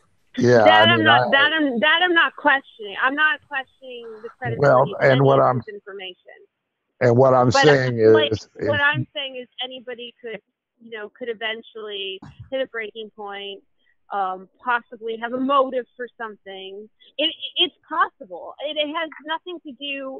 Him choosing a different method has nothing to do with what I believe that he really believes, which is like a freedom of information type thing. Those are totally separate issues. I mean, if he could do the same thing and one way would benefit him over another way, why wouldn't you choose that way? And I think that what he's done here, I'm not accusing him of anything, but I am asking a question. Why would he choose to do it this way when I don't recall another time that he's and again, the media clearly, it possibly claims that, but he came out and said it himself. Wait, choose to do what? There is a reason. Well, to contact Donald Trump Jr. and tell him to put the information out there rather than WikiLeaks putting the information out there. Well, he didn't though. I think he was going the opposite. Assange said that if he's taken out, WikiLeaks is still going to be there. It's just not about him. But yeah, it does say Julian Assange on July 11th, it says contact, and this is the actual Julian Assange, contacted Trump Jr. this morning on why he should publish his emails with us. 2 hours later, he does it himself.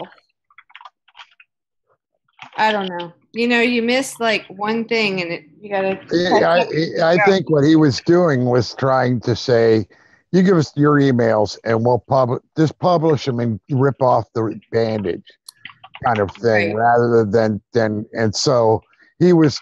I think that's a little bit of him sort of sticking somebody in the ribs a little bit. Did you think he gave Hillary that option? But I don't. But you're Amy. He had Hillary's emails. It wasn't something that he was trying to bluff to get a set of his emails. It was she already had those. So publishing them was definitely not a questionable thing. He was going to do that. So I mean, I think that's not a question that's like comparable. And they're still denying them. And it's the thing is, messages. Like the thing is that Julian Assange isn't partisan. Like he's just for truth. So if there's evidence that's incriminating or not, like that proves that like that he's not incriminated in those emails or in the letters, then Julian Assange would want to post that to let everyone know that, because Julian Assange is just as against the whole Trump-Russia thing as all of us are. I mean, he knows it's bullshit because he knows that the Russia didn't hack the election. He said Russia wasn't the source. He basically said in code that Seth Rich was the source for the DNC leaks and that Russia had nothing to do with it. So he wants to debunk this as publicly as possible, as soon as possible, just like we do.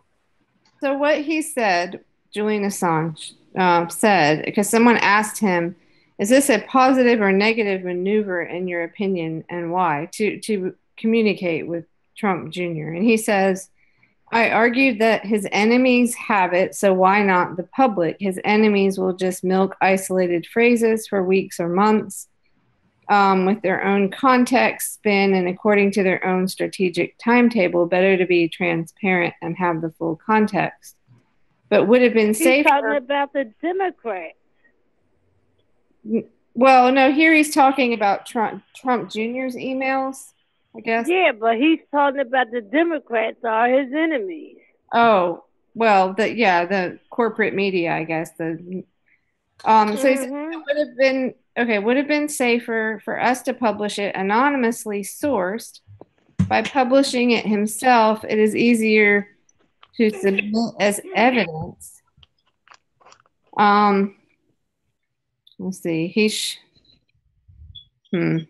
Yeah, I'll have to watch some of this. There's a video here by a law professor. All right, I'm going to he's saying the CIA, the deep state has his stuff, is what he's saying. Yep. Mm-hmm. Yeah. Yep. They But try to take them down. But why, if you're Julian, why get involved?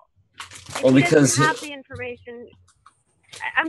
It's just a question. It is just a question, and I can defer to him. I can say, hey, all your evidence is criminal. It's credible. I can say that, but it doesn't mean it's like.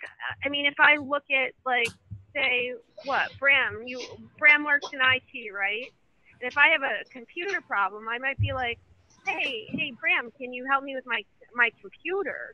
But I mean, if I have a problem and my flute's broken, I'm not going to be like, and I say, Bram, come help me with that. I'm not going to trust you on different aspects. Talking about, his motive or his method for something is different than talking about his credibility for that. I mean, there are very few people who display like a complete integrity. I personally believe that Bernie Sanders is one of those people who is like consistently has shown integrity throughout basically his entire life. But I think he's like a 1 in a million. And I'm not about to say. Well, I think unless something changed since I saw the internet last, there's like 100 Bobbies around where he lives that he can't just walk by and go to Ecuador. So I think that in itself is enough reason to stick your elbow in the ribs of a U.S. president every chance you get. And so this kind of stuff is him sitting around with time to sort of troll U.S. presidents, or if it isn't trolling, it's just good advice to tell him to just put the thing out there and get this all out there and take care of it. I don't think in as much as people think he wants to I don't think he wants to tear up the government. I don't really think that's his goal. I think his goal is to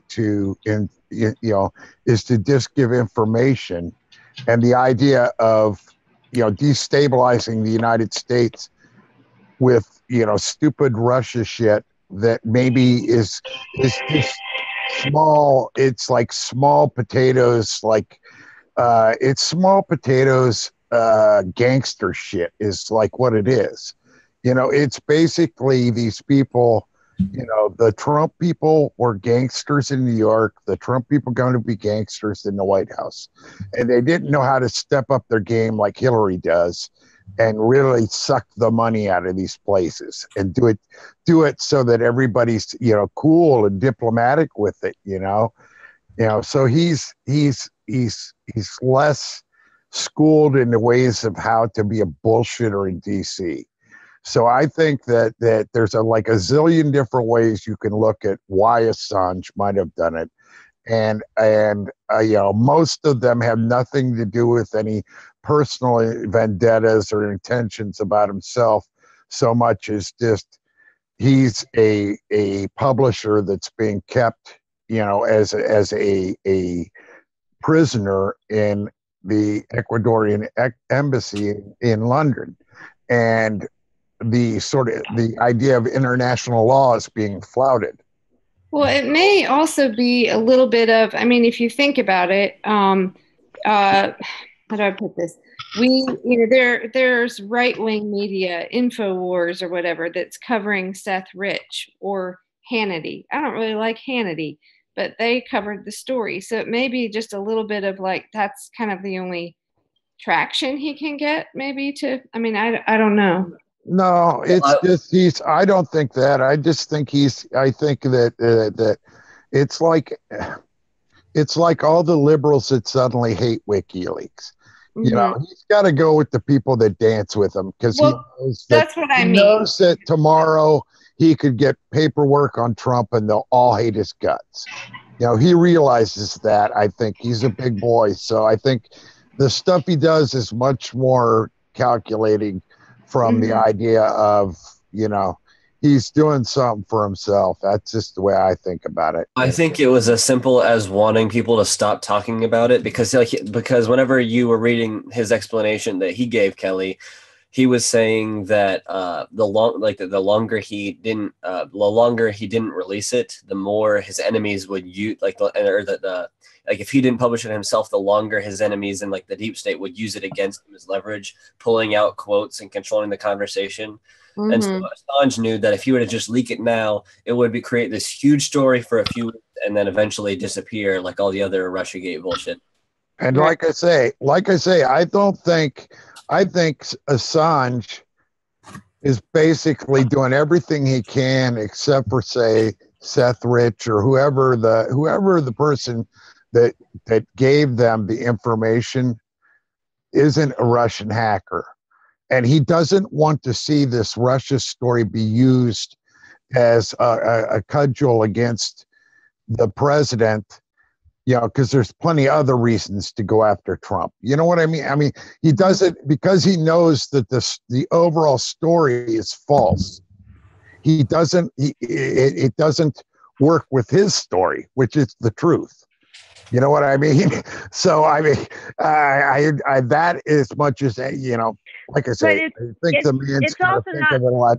I think you're looking for a reason to give him I'm not looking for a reason to motives do anything. that are less than noble. Yes, because you've questioned his motives. I'm not looking You said for you that. didn't, but I'm you were questioning why he was doing something, and I'm trying to give you like 87 reasons why it isn't like what you're thinking. I think Amy's just saying this gives the liberal media, if you want to call it that, a reason to kind of go, oh, what's he doing? Why is he getting involved? It puts him in the news. It puts him in the news too. But it's just like that doesn't hurt him. It's just like when you would hear constantly, they would say, why is he not publishing anything on Trump? That it was all, and I kept hearing that over and over again, but that it seemed like he was siding with Trump in during the primary. Why isn't WikiLeaks publishing dirt on Trump? Well, because no one was sending him that. Yeah, I was about to say, why isn't he given all the structural plans for Area 51? Because he doesn't have them. I mean, it's one of those deals where if he had them, we would have them. He would verify them, then he would give them to us. Right. And that's his publishing way. So the idea that he could pick and choose who he was going to have paperwork on, he didn't have that choice. Somebody came and gave him information, and they weren't Russian. And I think that's the story that he wants to make sure people understand. Mm-hmm. Because everybody in Washington, D.C. keeps on using his name and Russia in the same breath. And he can't come out and say the name of his source. You know what I mean? And so it's sort of an unfair fight. Did you hear that?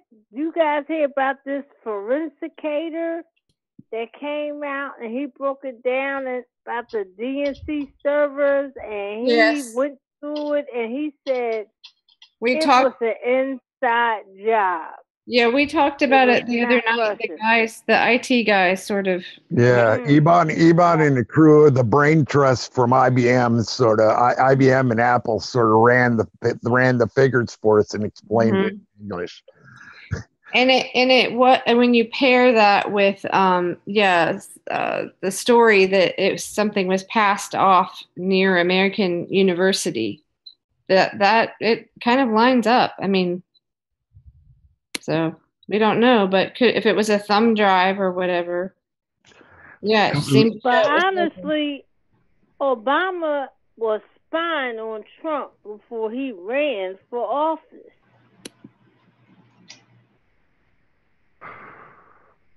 Well, yeah. I mean, he would joke with them. He would give them shit, and I don't think he liked all the birther crap that they threw at him. But he would stand in the same room with them. I mean, the president probably had the power to say, "Nah, Donald Trump isn't coming." I think that the president has enough power through the Secret Service or whatever to fuck with people to get into that event. But that's just my opinion.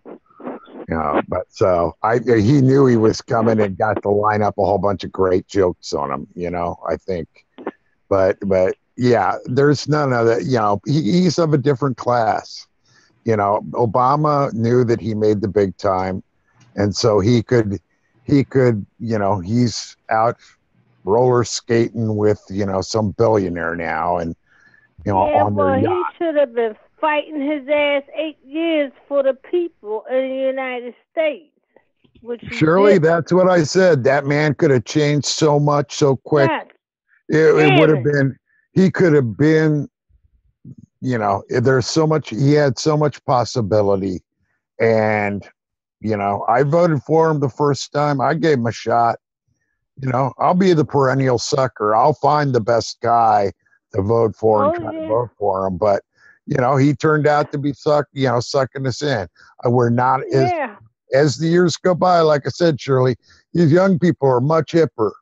and you know, they write and they do videos and all that, and I feel much cooler about where the world's going, because there are some good people around now that are making sure that stuff gets out. I mean, you know, Stevie can donated to that. Stevie can send up some flares when she wants to.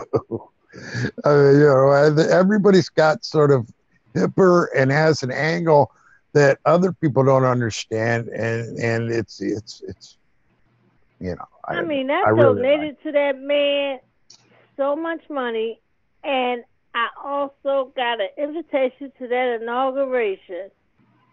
I was so much. I thought he's going to have transparency. He was the less transparent president ever.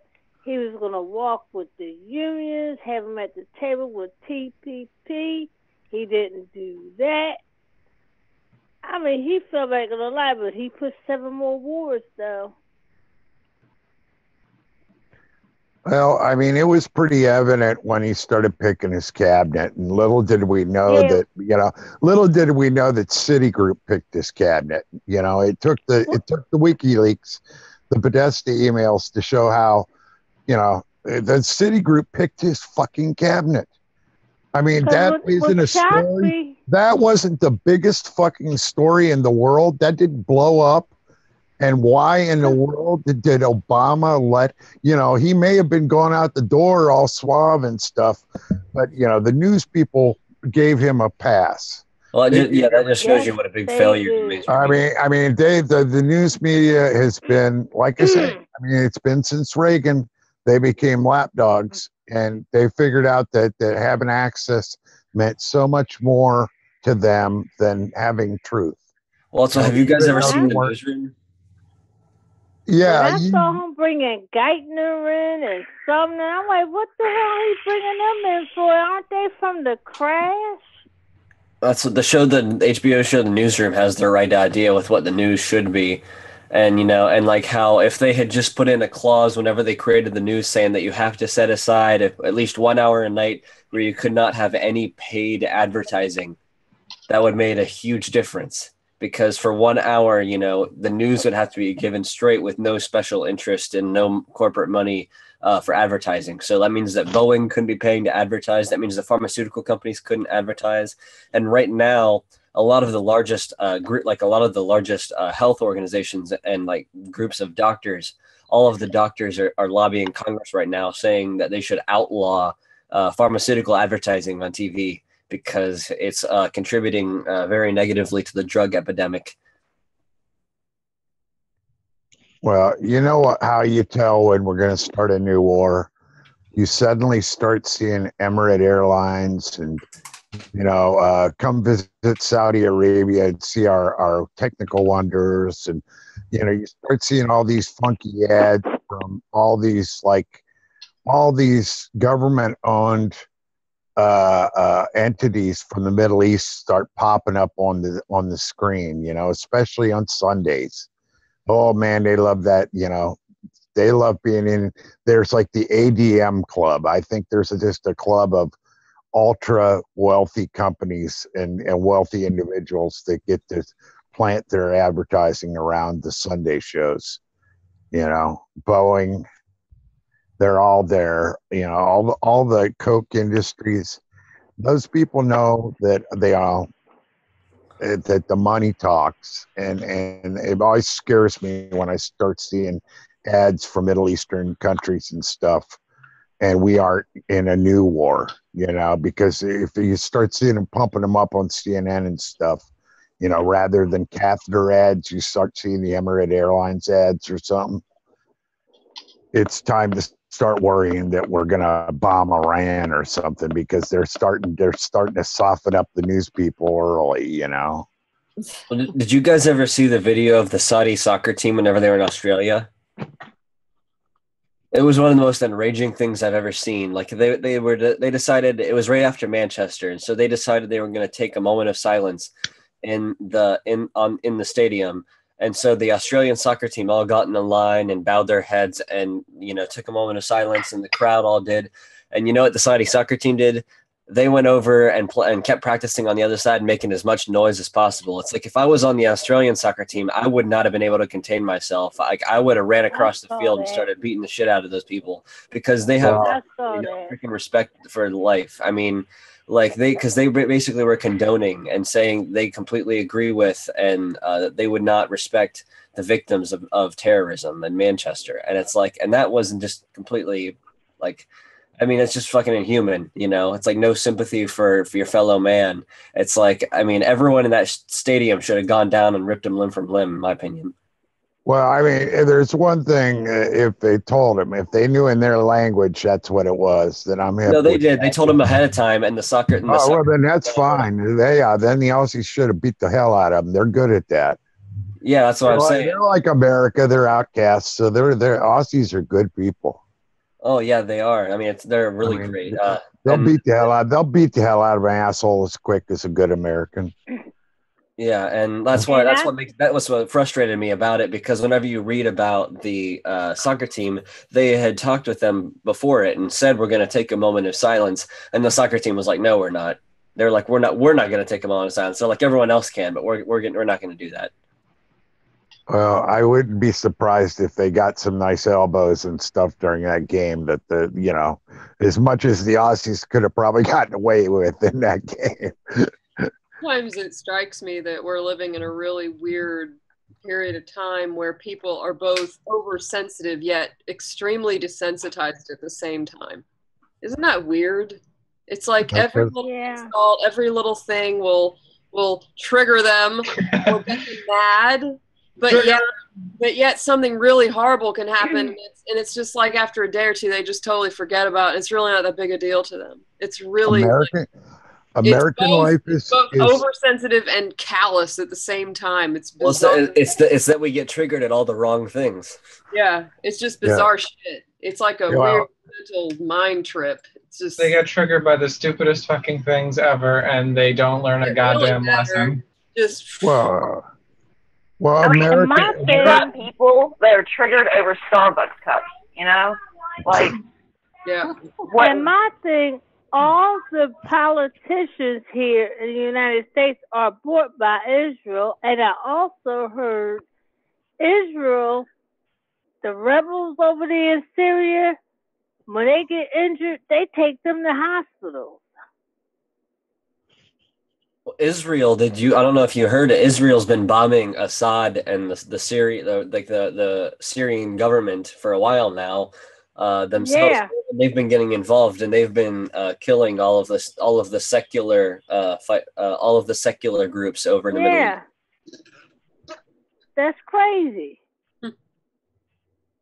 Well, it's not crazy if you think about it from the idea that the Saudis and the Israelis sort of run policy there, and for some reason American lives really, really matter, like if they're usable, just like every other life. Like lives outside of American lives are expendable. We don't care about them. They're nothing, unless they're an ally, then that matters too.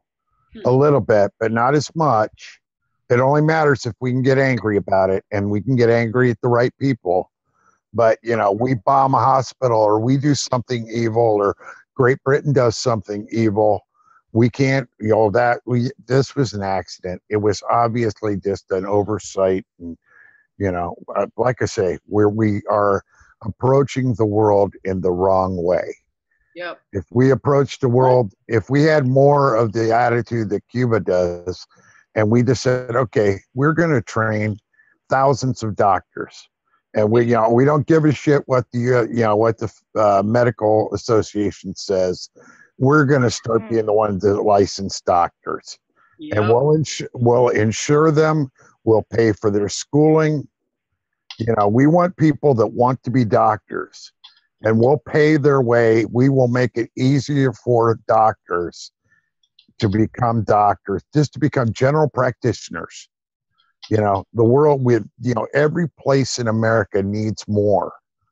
There aren't enough just general practitioners that take patients, and I include physicians, assistants, and nurses, and everybody else in this. because we're going to have a lot of old people going to start up real soon. You know, we're going to have a lot of old people, a lot of young people. And in both ends of that spectrum, there's a lot of health care. And we got to sort of plan ahead for that. But we also have to take those doctors, and when there's a problem somewhere, send, like, you know, just like we did to fight the outbreak in Africa. We got to be the people that do that kind of stuff, the people that figure out a way to get food to the Somalis or get food into Yemen.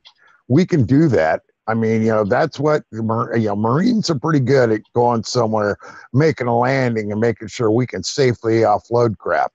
You know, I mean, and with surprisingly, with as little damage as possible, if it is possible, you know, but you know, we can do stuff like that. We just don't have the will to give to people that have nothing. Yeah.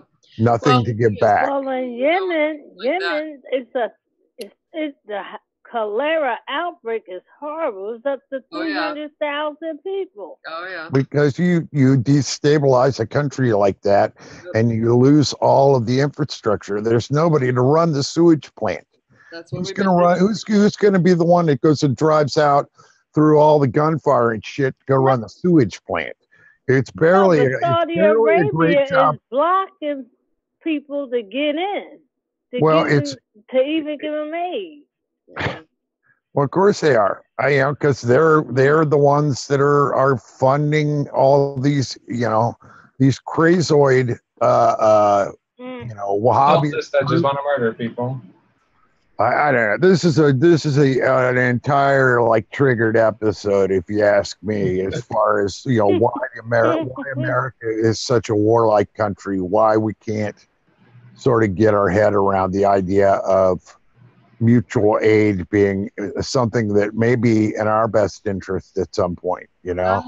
I have a astrology client who is actually a humanitarian aid worker, and she actually went to Africa with the Ebola outbreak. She worked literally right hand on hand with them. It's an extreme risk because you're exposing yourself to a lot of it. And she told me a lot about it. I mean, she had to be in quarantine for a while when she came back before she could even go out and about or talk to people or anything. And but yeah, I mean, she said you get over there and, you know, wherever you're sent, you have to realize that you're dealing with different customs, different cultures, different ideas. And she said one of the hardest things that they had to do over there was convincing people to bury or, you know, destroy the bodies right away. Because in the culture that you're working in, they don't do that. They actually, you know, will keep the body around and have a wake and do the funeral. And they really want to like connect with the body. It's like the whole grieving process. And you're basically stepping in there and asking them to give up all of that. It's pretty intense. But yeah, I mean, it's pretty rough. But the thing is, it's like, we're not devoid of people like that. Dawn is an awesome lady, and she, you know, has got a really good heart and wants to help, but she's very tough and very brave, obviously. You know, we're not devoid of people that want to do that. And the problem is we don't appeal to people's better nature. We don't really put it out there that there's any sort of thing to be gained from it. It's all for profit. I waited for almost 2 hours on Tim's line tonight, and I never got through. It kicked me off for some bizarre reason. Oh, boo. Yeah, it was a bummer. But, you know, the thing I wanted to get into, talking about, like, you know, crime and why we have so many, like, crazy people running around. I mean, we've got a system that's all for profit. That's really it all. If you want to find out what's wrong anywhere, just about, it almost always is going to boil down to greed. It's always going to boil down to greed. And I would say that that's America in a nutshell. It all comes down to greed. The fact that this place got set up the way it did in the first damn place came down to greed. People came over here because we want the shit. We want the stuff. They got all this stuff, all these resources. Nobody lives there, right? You know, and they just came over and took it. They just took whatever they wanted to. Nobody paid for it. Nobody, you know, put any trees back once they cut them down and all that sort of thing. You know, people talk about the great pioneers, but they were just people that came over here. I think it was I can't remember who said that, but he said, it's like a pioneer was nothing but a guy that wanted to, cut down a tree without having to plant one back. Come and take whatever he wants and just live off the land. But you're not just living off the land, you're living off of the future generations. You're not, it's not like there's no price. You're taking from the future generations. Well, yeah, it depends on how you live off the land. Like the Native Americans had a regenerative cycle the way they lived off the land. That's exactly it. And they also put stuff back. Is the point I'm making is the European or Spanish or whatever mindset of immigrants in the beginning was certainly not that. They just said, we're going to go get it because it's sitting there. They didn't have a repayment idea at all. That was not the idea. Well, that's originally why we expanded westward in this country, was because we tilled away all the soil on the East Coast, and that's why the French and Indian also War started. The cities had just become so miserable even early on. People really wanted to get out of Ohio and New York and all these places that even back then. Kevin's saying manifest destiny. It was that whole idea that we're meant to. That's later. I'm talking about before that, like during the French and Indian War, whenever we went across the Appalachian Mountains and broke the treaty with France. That was all because we tilled away all the farmable soils on the East Coast. Yeah, it happened fast. It happened really fast. But just getting back down to that, it's really it's all about greed. That's why we don't have health care, because it's all about for profit. Everything's for profit. And when everything's for profit, people don't matter. Compassion doesn't matter. We're a capitalist system, and all that matters is the bottom line and making more money. So in a system like that, you're going to have a bunch of greedy bastards sitting at the top, and then everyone else that's just unfortunate enough to not be born a greedy asshole that just wants to grab and step on whoever they can to get the money. I mean, it's just... It's not that difficult to really get at it in a lot of ways. Our politicians are addicted. They are addicted like a heroin addict, somebody hooked on cigarettes. It's a sickness. They can't let it go. Yep. They gotta be weaned off. They're addicted. Because how much money? Did y'all hear about that? The guy was worth $3 million. He went in Whole Foods as a hedge fund manager. He was stealing $250 worth of food out of Whole Foods and got arrested. Wow. How much money can you get?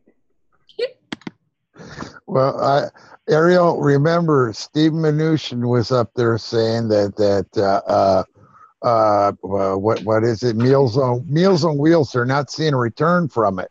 Right. Oh my God.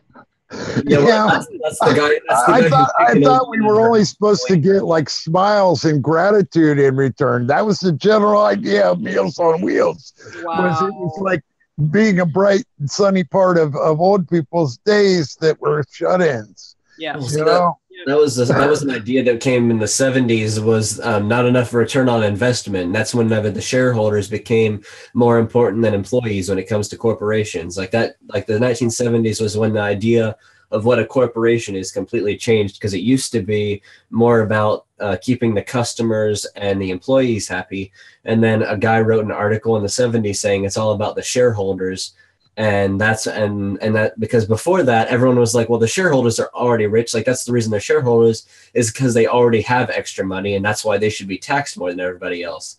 And then in the 70s, this guy wrote an article saying, no, it's the shareholders are the most important. And so that's whenever it completely changed, and that's when Wall Street became a money vacuum and started sucking it all up. Well, they rejiggered the tax laws and gave all the loopholes, so that companies no longer had a tax reason to pay people more.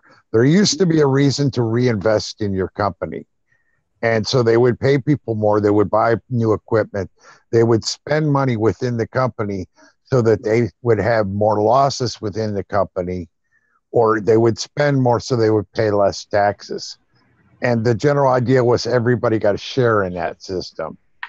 Plus the government got more money when we were taxing corporations. Well, it's one of the reasons why Jeff Bezos You're right, and that's why people that talk about return on investment, Carpenter, the government, or how to package something should be thrown off buildings. I just think that there's a simple way to do this.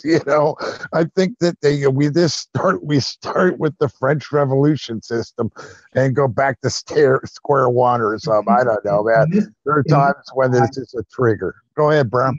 And this is why. Hey guys, I'm going to get ready to go. Bye, Shirley. Night. Night.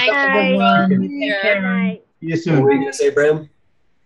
I was going to say, this is why it's so imperative that we change our mode of thinking, and we have a very short period of time in which to do this, because our environment, as we all know, is on a breaking point. Yes. We are literally pushing ourselves into extinction. It's not necessary, but we have to change our mode of thinking. We have to basically evolve at this point, and it's got to happen very quickly. Yes. We live on a planet with finite resources, and we are expending them at a rate that it cannot handle. It's that simple. We are expending resources at such a ridiculous level at this point that we are literally driving ourselves to extinction. So, Bram, are you saying that my economics teacher and professors are wrong whenever they tell me that infinite growth on a finite planet is possible? Bram, I love what you're saying. I'm just going to break in one quick second here. It depends what you define as growth. I don't know if you watched that link Because you can have like societal growth, on a finite planet. I mean, economic growth is different though. Like what I was talking about is that economic growth is the using up of resources as fast as possible. Right. Well, I mean, you can, look at technology. I mean, you had computers and everything like 50, 60 years ago. They used up mass amounts of resources to actually construct the physical body and all the shit you had to put into it. And then now you have 10, 50, 1,000 times stronger device that uses 1,000 of the material. Yeah, but we also have billions more The people. problem is fucking recycling. We don't fucking recycle. That's the biggest problem with resources. Recycling is only 20% efficient. Like we need to learn to use less in the first place. Yes. That's going to make a real difference. Using less isn't that difficult. We just need to. It's not a perfect system. Recycling is not a perfect. Not either. That's correct. It is not. It is not even No, close. it is not a perfect system, but it sure as hell helps. Let's let Bram finish. Hold on. Go ahead, Ariel. What were you going to say? Oh, I was just going to make a quick comment. I had sent a link out to you and a couple people from the chat with a really good presentation by Guy McPherson. And in the beginning of it, one of his quotes is, if you think that the economy is more important than the environment, try holding your breath while you count your money. And that's really what it comes down to. Hey, Ariel, and if you think the environment is more important, okay, this goes both ways, okay? I'm not saying you're wrong, but I'm also saying if you think in the situation we're in now, if you think the economy is not more important than the environment, you're kind of wrong, because the economy, through the government and allowing fiscal policy, we can fix the fucking environment. No, that's not going to happen. Economists don't know shit. Economists are some of the dumbest people I've ever met. Economists know about economists. Everything in the I'm talking about actually putting. Okay, look at World War II. What happened? They redirected the entire fucking economy and turned it into a powerhouse to put out every fucking bomb, plane, gun, Can anyone hear me? everything. And they did that in 6 months. And that made a drastic difference. You're telling me if we use the economy in the exact same fashion to create full employment, but put it towards like a Green New Deal, we can't do the same thing? You're getting the cause and the effect backwards there. Here's the problem with that. And this, we have an extremely short time in which to do that. We are looking at a very small window, and it's getting smaller each and every day. You're absolutely right. Kevin, you're right. If we had elected Jill Stein in this past election, we would have a good shot at it. Right now, it's getting much closer. Well, Okay, 1 second. Okay, apart from, okay, take the government out of the picture. Okay, without the government, you're trying to get a fucking 340 million people in a country to agree and start fucking using less and have no incentive to do it. All right, and it's going to fail. I think you're working with a population that's too intelligent to never have a government. We're going to have some sort of government all the time. Yeah, if everybody was intelligent, knew what the fuck we were doing, we wouldn't need a government. Right, but there's enough of us here. There's enough of us here that we would form. I mean, without the internet, we would form our own local communities of people that banded together, regardless of if they would survive the violence. Yeah, but the only way we would get forced into that situation is you would literally have to chop imports and exports off. That way you could force a local community, or that way, or you would have to bring groups of people together. But you're always going to have mass chunks of people that are playing along in this fucking system. You know who survives the strongest in those situations are the people who have the resources to, and we're talking about the rich. Yeah, not the people, not the working class below them that keeps them sustained. Yeah, but the thing is, you have no wealth, you have no rich. If you don't have a fucking large working base, or you don't have okay, I want to tell you this. If you got rid of all the labor instantaneously, snapped your fingers, got rid of all the labor everywhere, the whole fucking economic system would fall apart because nobody's participating in it. We're not disagreeing with that. We're just saying the environment's important. Actually, I think you're right in that it needs like an accelerated moonshot kind of thing. It's not that, but I think where you're wrong is it's not that we can reverse things. We can start slowing it. Yeah, we can slow it down. But wait a second, we can slow it, and then we can work towards maybe improving it someday. But we got to be real smart about how we try to improve it, because trying to engineer things isn't necessarily, just like this or that. We have to have everybody sort of on the same page worldwide, and it would take the kind of government. We are the kind of government. The thing about it is we have enough power to do a lot of this stuff you're saying. We could change the world economy by switching the economy.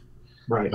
And you're right on that. And it does need that sort of action. It's just, I think that the idea that it's not an either or, it's a both, and maybe we're able to save the world kind of thing. It's not even we're on such a, I think. Hey, the idea of save the world. The world's going to be here regardless. We got to save our own. The idea of infinite growth always leads you to Soylent Green. I don't care how you figure it. You always are going to use resources to a point where, and then the Soylent Green doesn't become enough. I mean, it's just the way life is. All right, guys. I'm going to shut it down pretty soon. I just want to, Sola Sully. We usually introduce new people. Do you want to, tell us a little bit of your background? You don't have to tell us everything, just whatever you feel like. Some things I'll say. I'm a direct support professional. I work with developmentally disabled individuals. So their healthcare is extremely important to me. I've worked with a lot of people that fell beneath the cracks because they can't get the care they need on the places they're on. Their Social Security, they're told goes up every year. It goes up like $1 or cents, if even that. So I know about that. This is the first time I've ever been able to communicate with people, and I found this show through Tim Black, and then I heard about Ebon, and then I saw all you guys talking, so I figured I'd join the conversation. So, welcome. Glad you came on. Yeah, right on. Where are you from? Like East Coast, West Coast, South? Minnesota. Yeah. Minnesota. Cool. Oh, right on. All right. Got another state on the map. I was just about to say, Kelley, we got a new one. Yeah. Where is it again? Minnesota. Oh, awesome. All right. Well, we'll see you guys tomorrow night or tonight. Wait, I want to tell Ariel a quote. She's probably heard it from Kunstler already. But it's favorite quotes, and it's economists know the cost of everything and the value of nothing. Yep. That's a very good quote. Yeah. All right. My feeling, and I'd like to say this to Sully too, is that I really feel you on that, and I would get varies. I got a lot to say. I hope you come back because that connection between healthcare and mental health is huge. Have had a lot of mentally ill people in my family, and it's massive. It's so big, and thank you for doing what you do. Oh yeah, I'll be here. Another thing I want to talk about on that topic is control and a lot of the laws that have been changing in Minnesota in particular. Mm-hmm. Hell of a conversation. So yeah, we'll get into that. Very cool. Very cool. Right on. All right, good night, everybody. We guys see you guys later. Night, everybody. Triggered. Night, guys. It was fun. Night. Triggered. See you all soon.